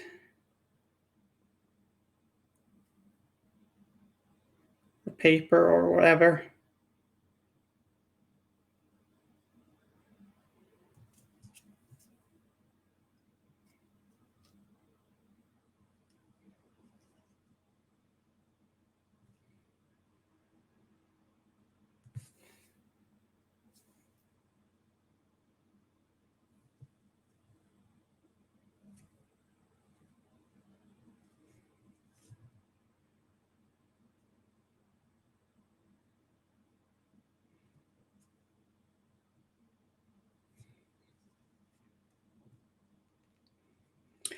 Then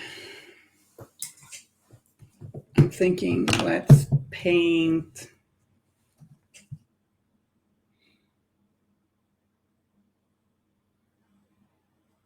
her skirt.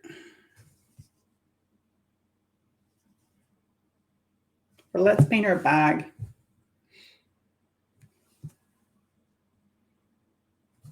I'm doing the skirt.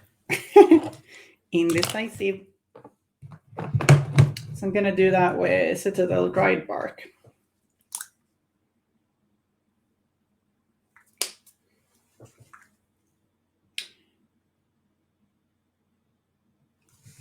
Maybe the favorite color of Barkus. Hello again, Macluff. I didn't know you left.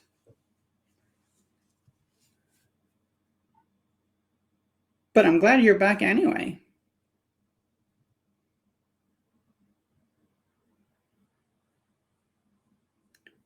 I'm just going to paint most of this. I think this might be the best way to do it. It's a striped skirt, either a Manchester thing or maybe pinstripe skirt.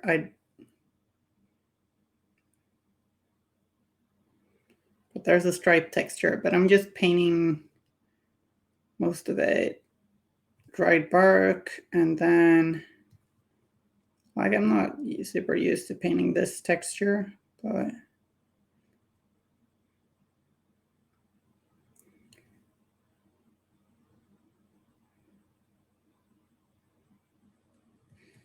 leaving a little bit of folds. And we're going to highlight this from here.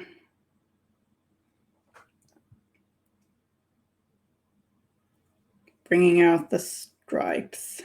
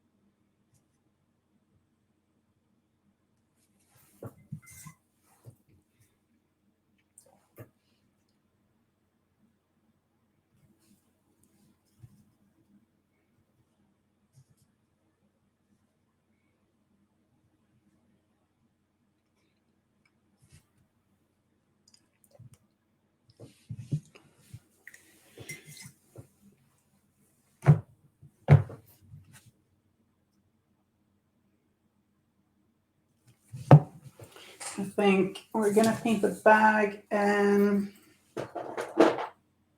paint are we gonna use? Gorthra brown maybe?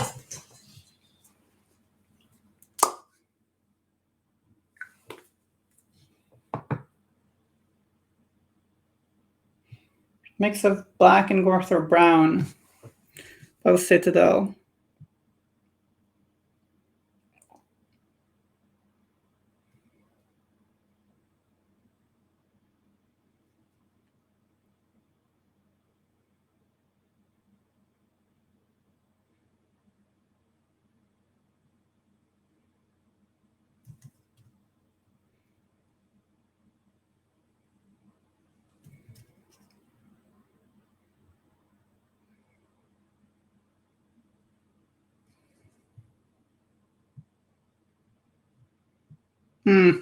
You know what? I made a mistake. There's another piece of paper I didn't paint underneath here. Oopsie.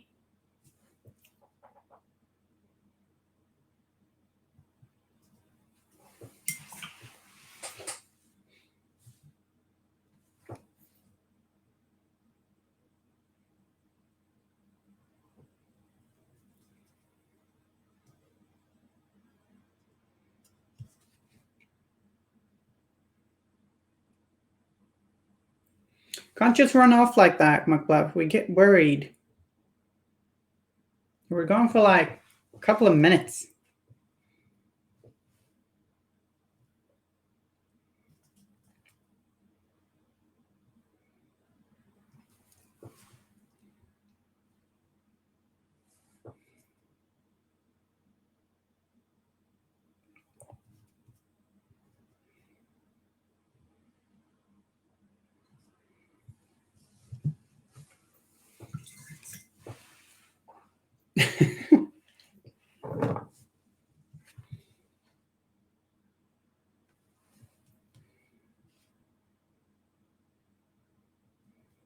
$16. Did you accidentally go back in time or something? The Feywild. This just gets more and more mysterious.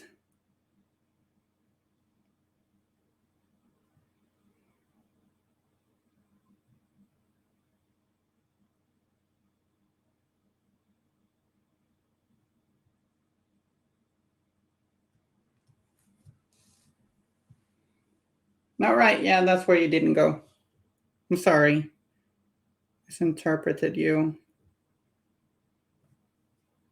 You know, when you say I didn't do this, it's easy to imagine someone doing the thing in question. Pro tip.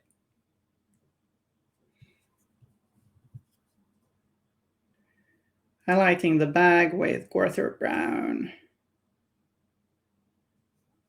It's another Citadel paint with a weird name.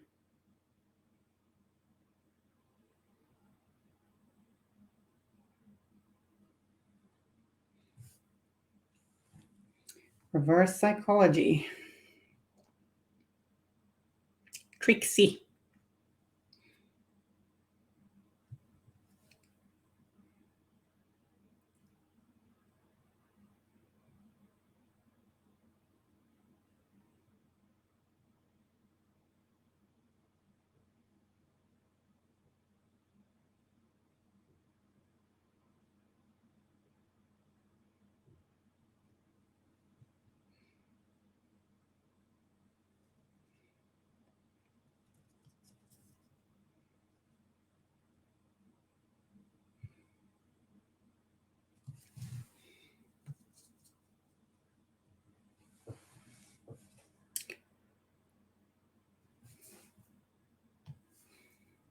Mixing a little bit of off-white into the Gorthor for some more highlights.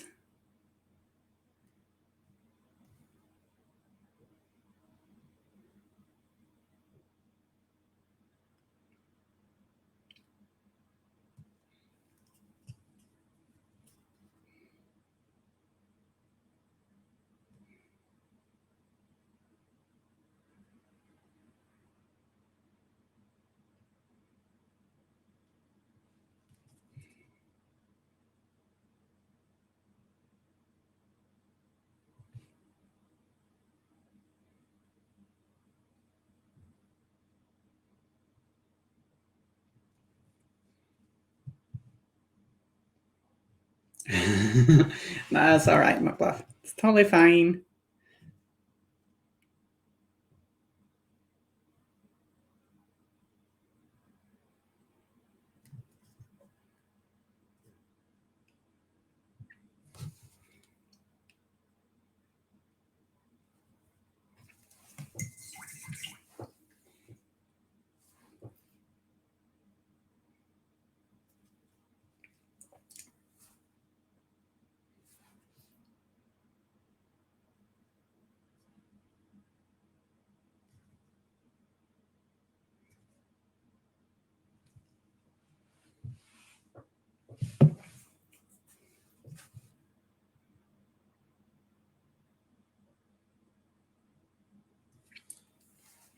I'm gonna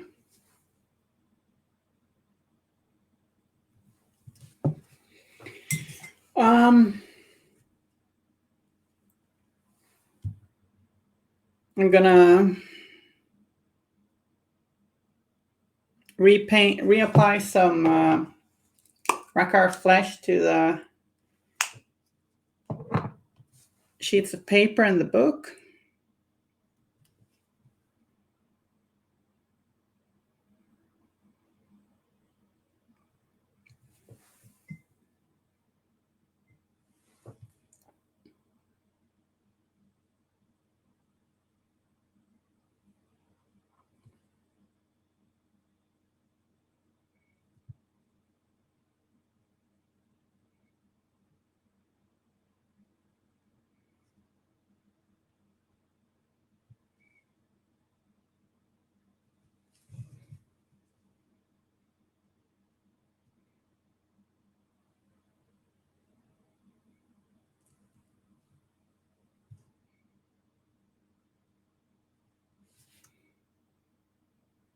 And we're doing this with watered down paint, so we can gradually build up our highlights, get a bit of a gradient.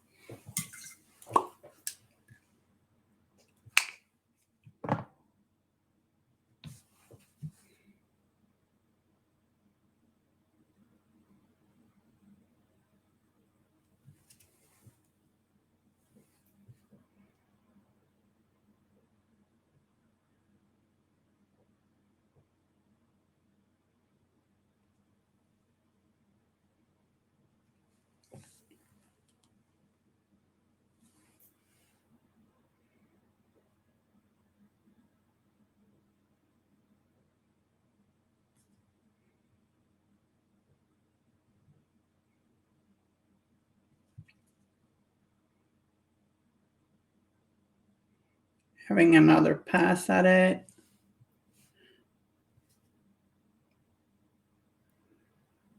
Leaving more and more previous layers.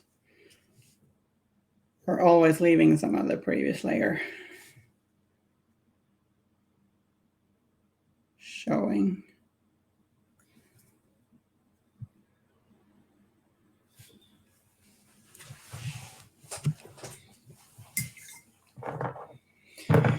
And then we're gonna mix some rock earth flesh with a bit of white.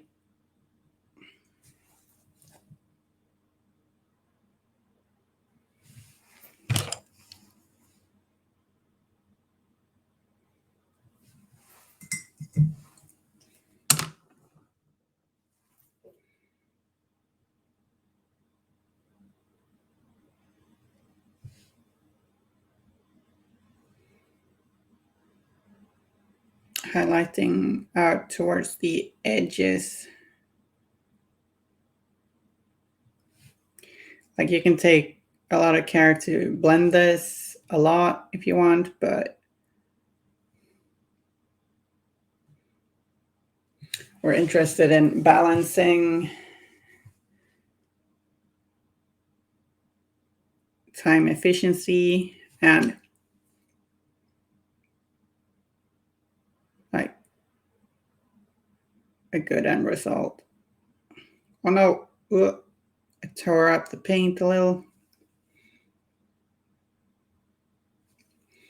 You should move your brush, I messed up there, but you should move your brush towards the brightest part because your brush will leave the most paint towards the end of your stroke.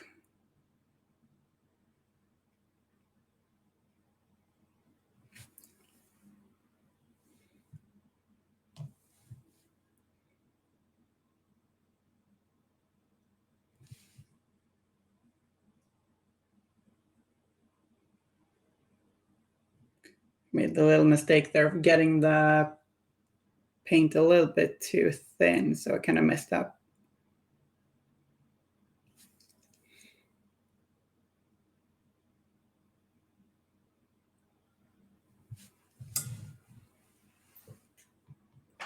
Oopsie. Let it dry and try again a little.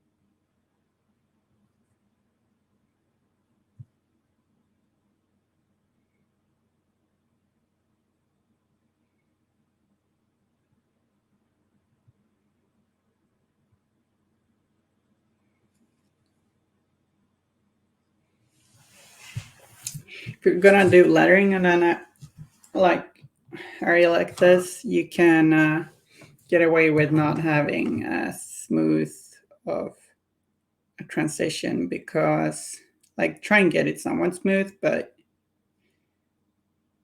if you're gonna do a lot of lettering on it, that's gonna tie it together a little bit too.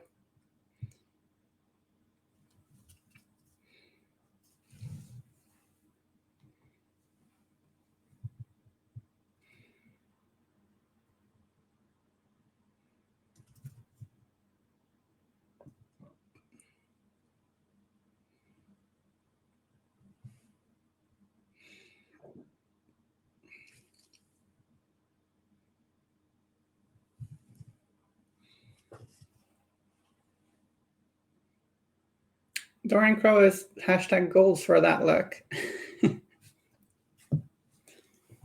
For what look? I think I got confused again. Saying something I forgot I said. Streamer skill I need to work on, I guess.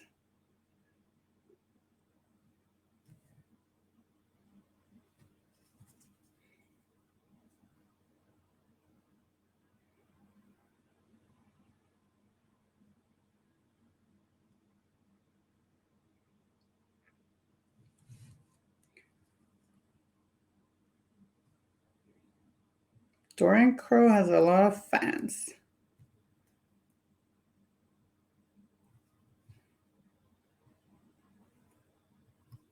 Isn't that nice?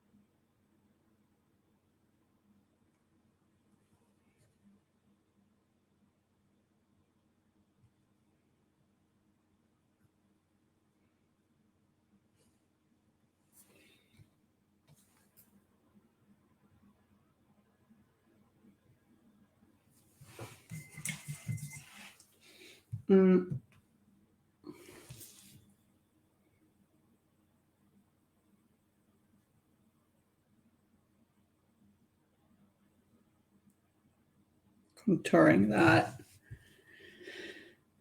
strap a little. Also messing up a little.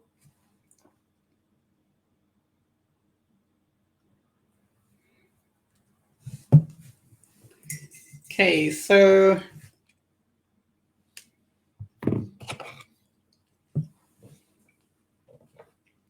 let's try and shade those stripes.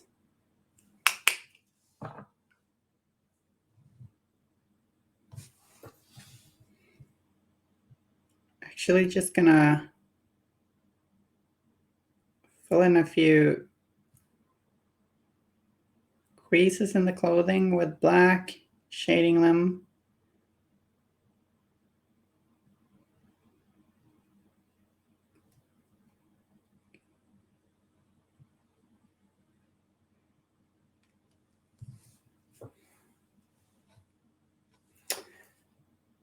And construction. So I applied to work at Word once or twice. I didn't get the position, but every time I did, I would apply along with a custom card I made myself with my resume points as abilities on my cards, and my faction symbol was a T-Rex. That's a lovely application. I'm sure they like that.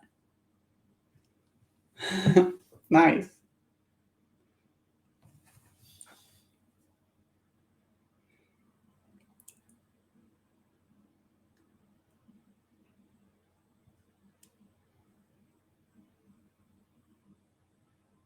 Okay, so I'm trying to paint along these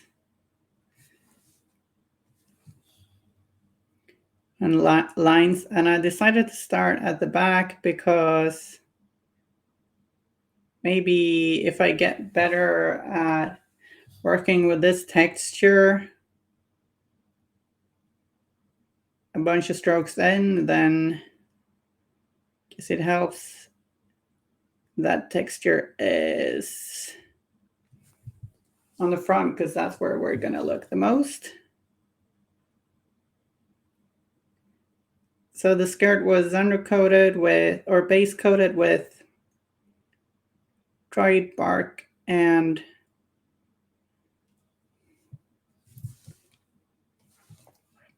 we're now shading it with that mixed with black.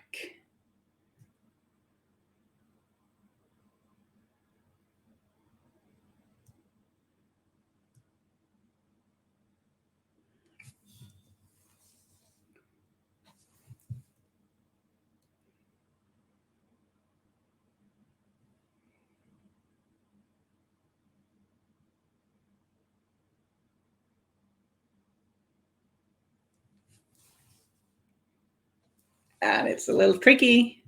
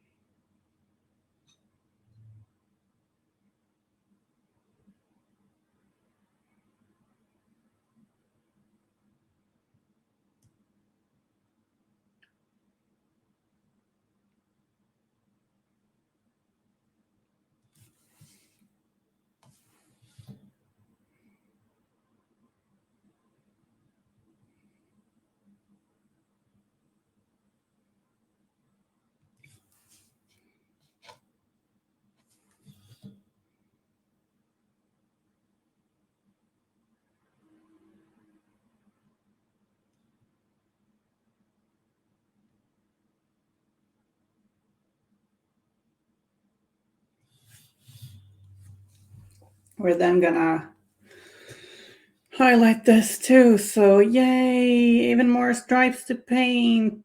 Ugh. You know, I guess one thing we could have done is to highlight everything at first, like normally, and then just paint it on the stripes afterwards over that in this dark color. That would have been smarter. So if you're painting along, watching this video on YouTube or something, I'm sorry. I am so sorry. That probably would have been a smart thing to do. Can't all be as smart as Nellie. The brilliant reporter. Mistakes were made. At least I think that would have been the smarter move. Ugh, sometimes. Sometimes, you know.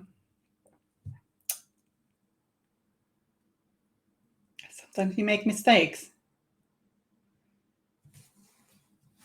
Mixing a little bit of rock art flesh into the dried bark for highlights.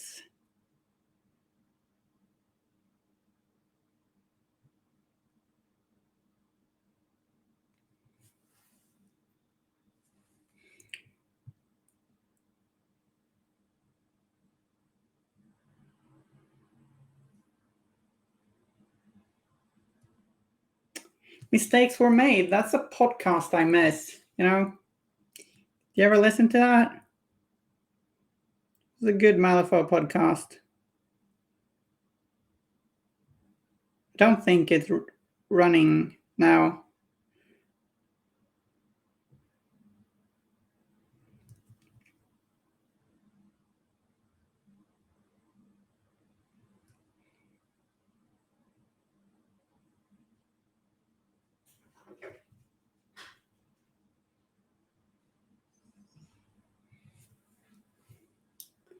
It happens, yeah. It does.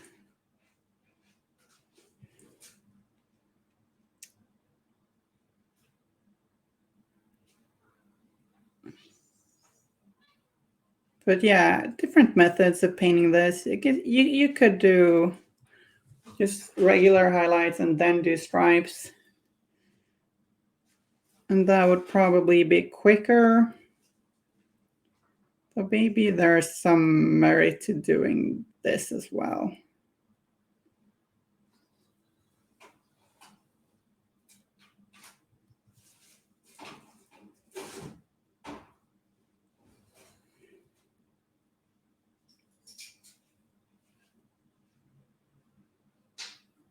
In some ways, we'll get more control of the end result painting it this way, I think.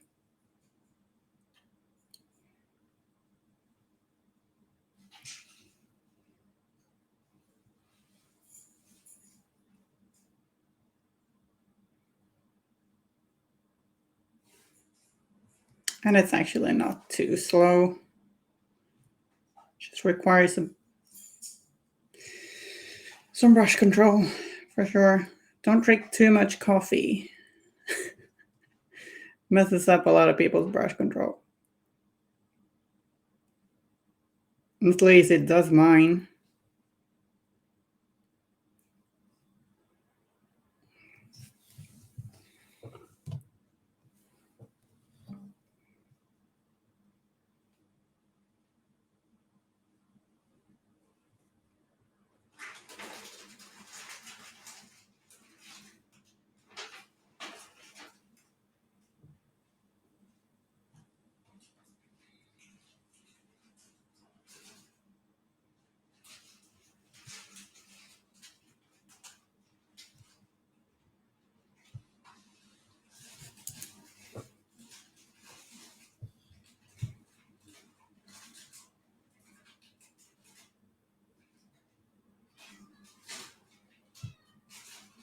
Fitkin. Fitkin, du har fått i mat. My cat's trying to convince my roomie to feed her because she's apparently starving. My cat lies a lot.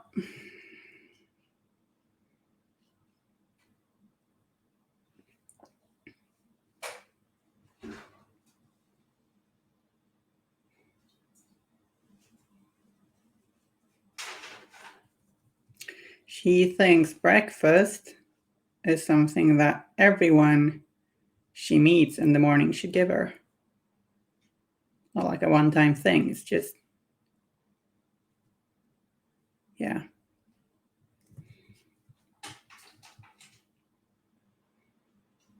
Sneaky cat. So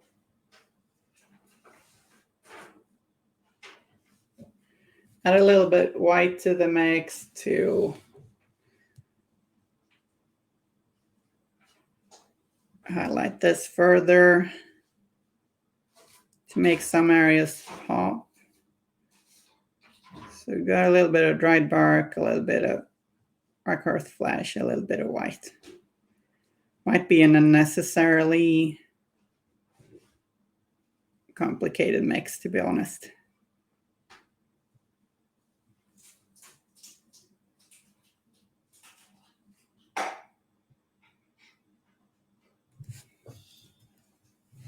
But it's starting to look good, I think.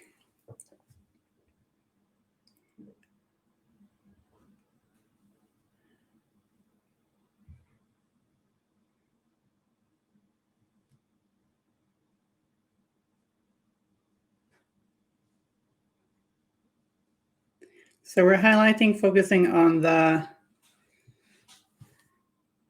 top areas of the folds.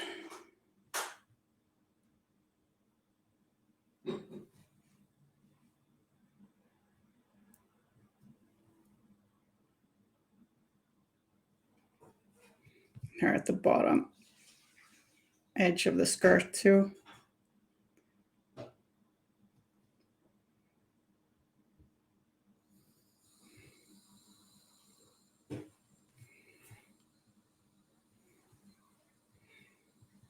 This should perhaps not be quite as bright.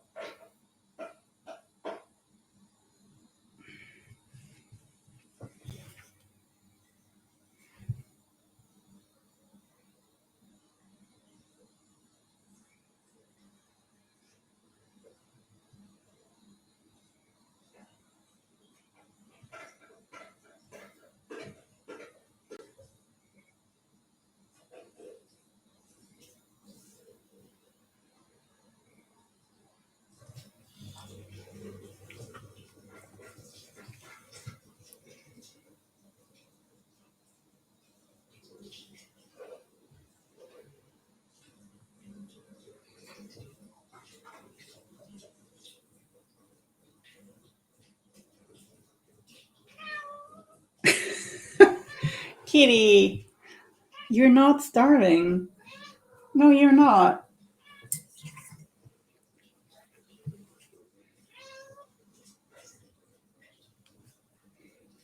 Aren't you just embarrassing yourself live, you know?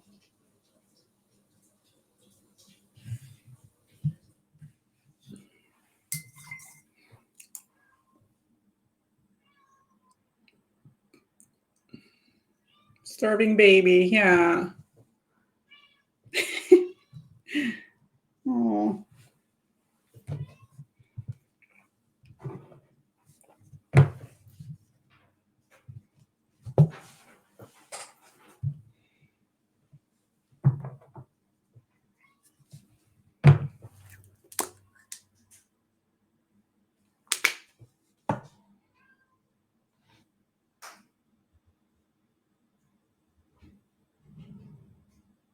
I'm gonna mix Cobalt green with a little bit of dark gray and paint these little bookmark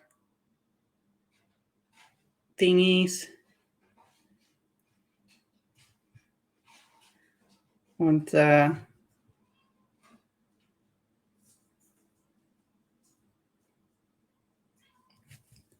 of green, creepy green look, but also gonna do it with the cloth tying that roll of parchment together. Like I don't want it to be too saturated, so I'm going with a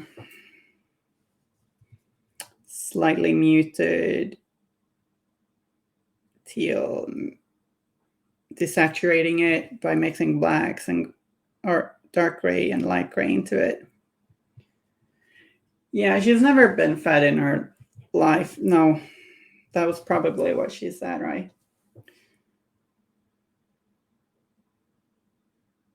In reality, I fed her right before the stream, but that's, according to her, that's probably lies.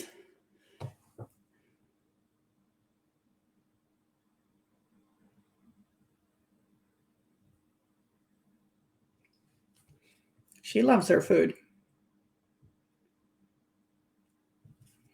So do I guess.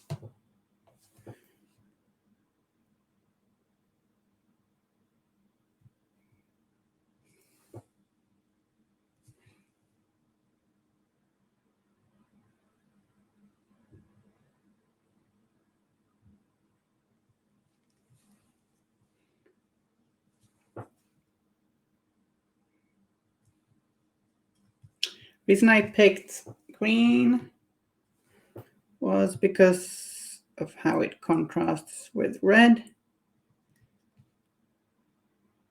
But we're muting it so that it doesn't take over, because we want the red to be the main color and we want this to complement it.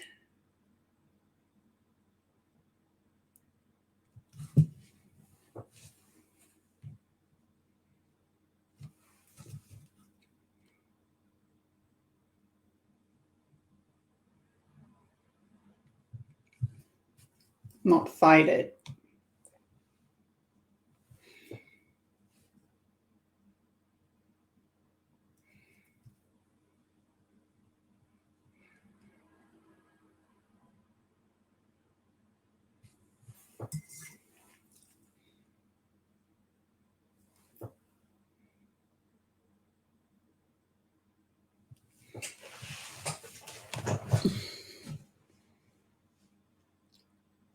Okay, so let's grab a little bit of Citadel Lead Belcher. Hello again, kitty cat. And we're gonna paint the buckles of her shoes and her belt.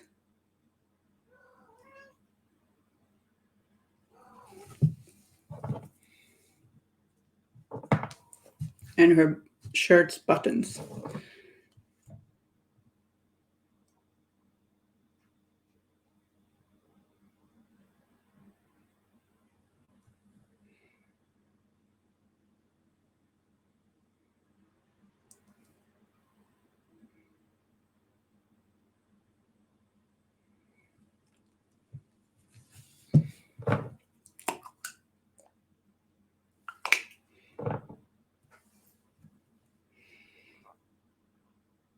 Just picking them out with Lead Belcher.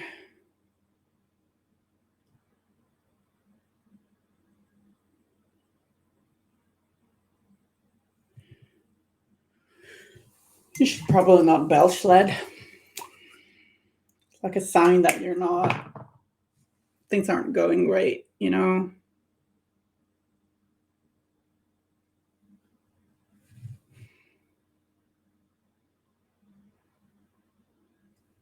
I think.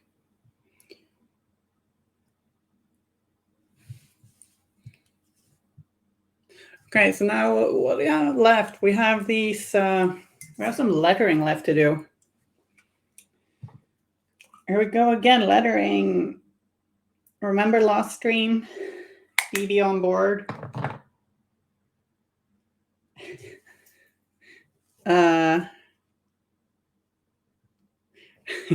Let's do something a little silly. Let's just write.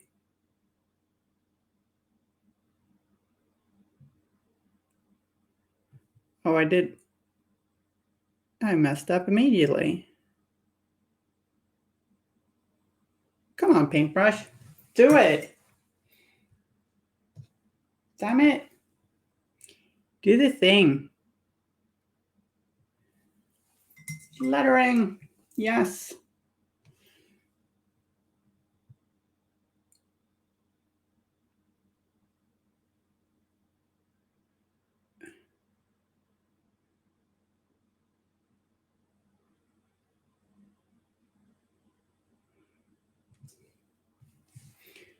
FIR.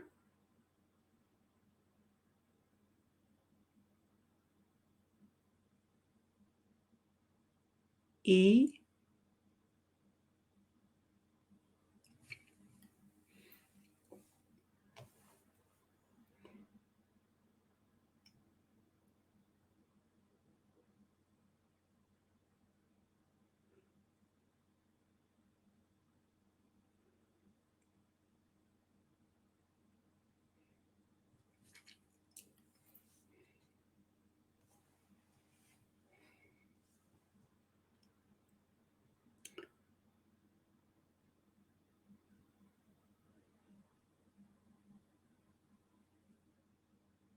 Argonian maid. I don't know what Argonian maid is.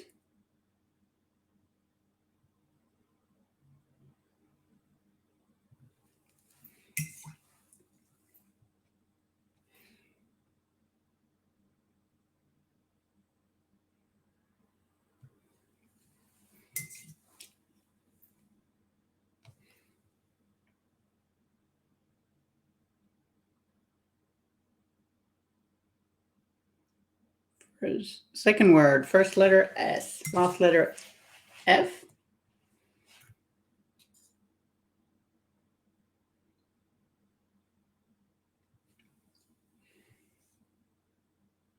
Is Argonian one of those Skyrim lizards? Middle letter U. Oh god, I'm messing this up. No.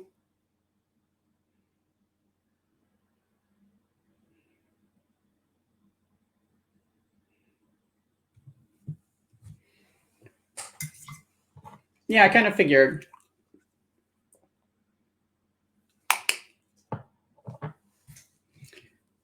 I haven't played much Elder Scrolls though.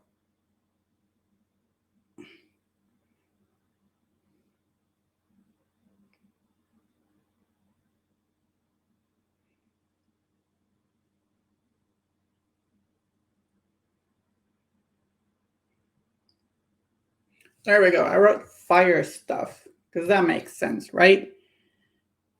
That's what this book's gonna contain. And then just let's do a lot of squiggles like it's smaller text underneath. I'm being very serious here. Actually, yet to do the lettering on my printing press. Should do that.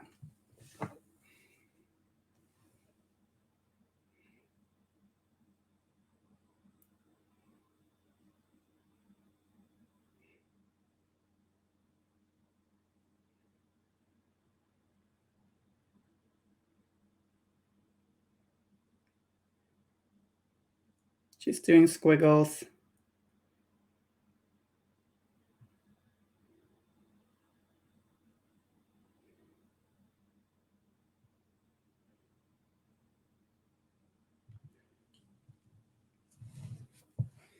Yeah. I'm gonna have to look up the Argonian maid reference.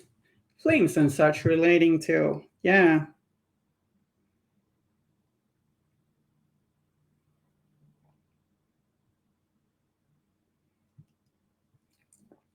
Let's do some squiggles on this fine piece of parchment.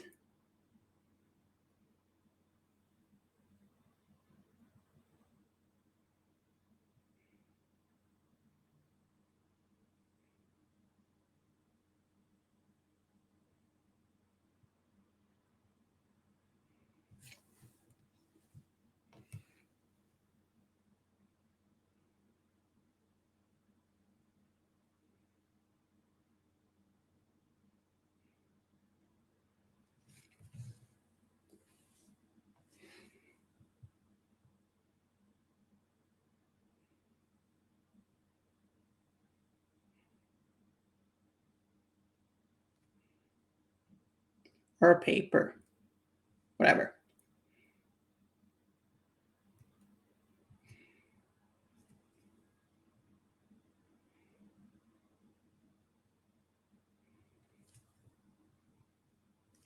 Notes of the lovely Nellie Cochrane. And when painting these letters, you can do black, or you can mix. You can do a dark brown, or you can like mix black with a little bit of blue, whatever.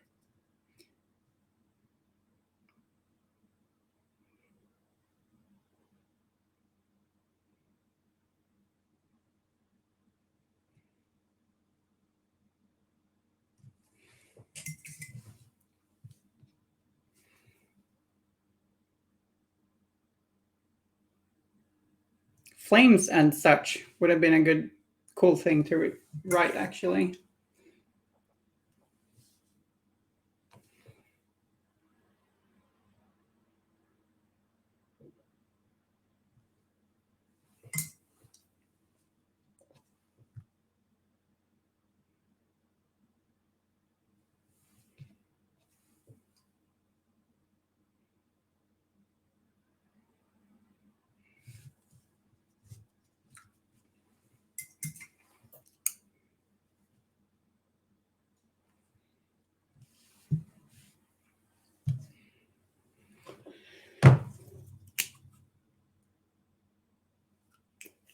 I'm gonna grab a little bit of silver, and I'm gonna put a little dot of silver in the corners of her belt buckle.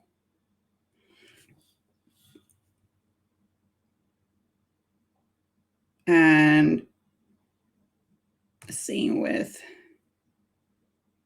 the ones on her shoes.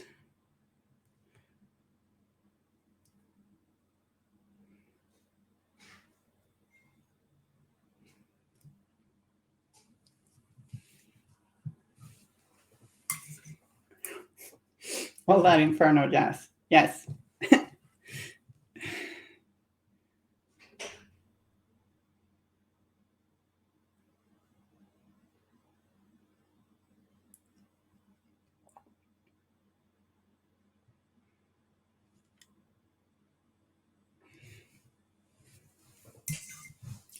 Why should I have someone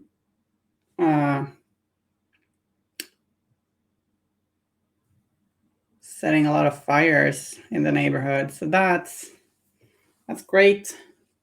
Like, I'm all for a Burning Man enthusiast, but you don't want them in your neighborhood, you know?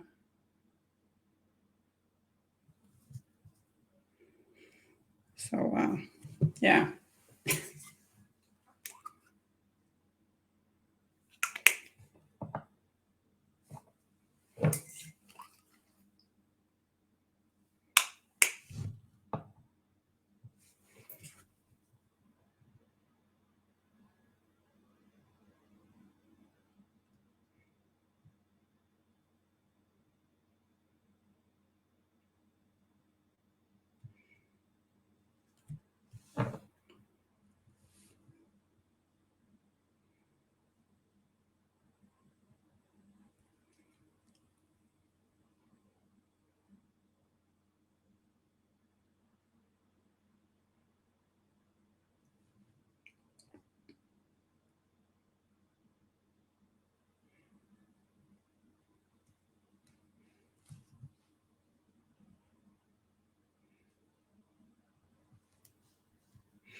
Yeah, it kind of sucks. So far, no one's gotten hurt. Hope it stays that way. Doesn't seem to be the best firebug.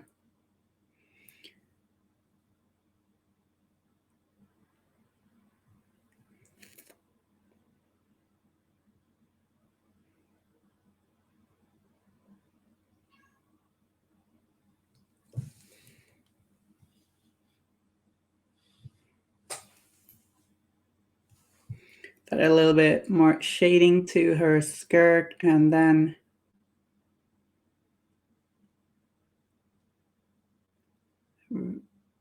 black mixed with a tiny bit of red to pick out her mouth.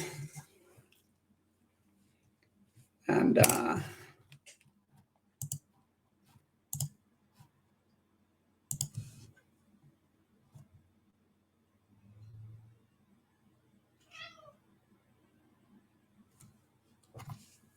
yeah,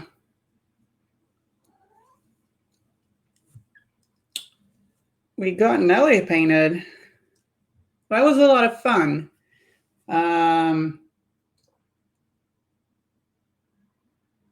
Hope you like it.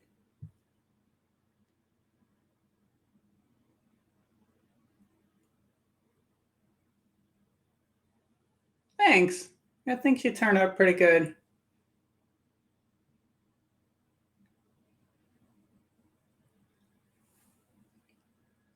Crazy Nellie, the voice of disorder, with a deep red coat.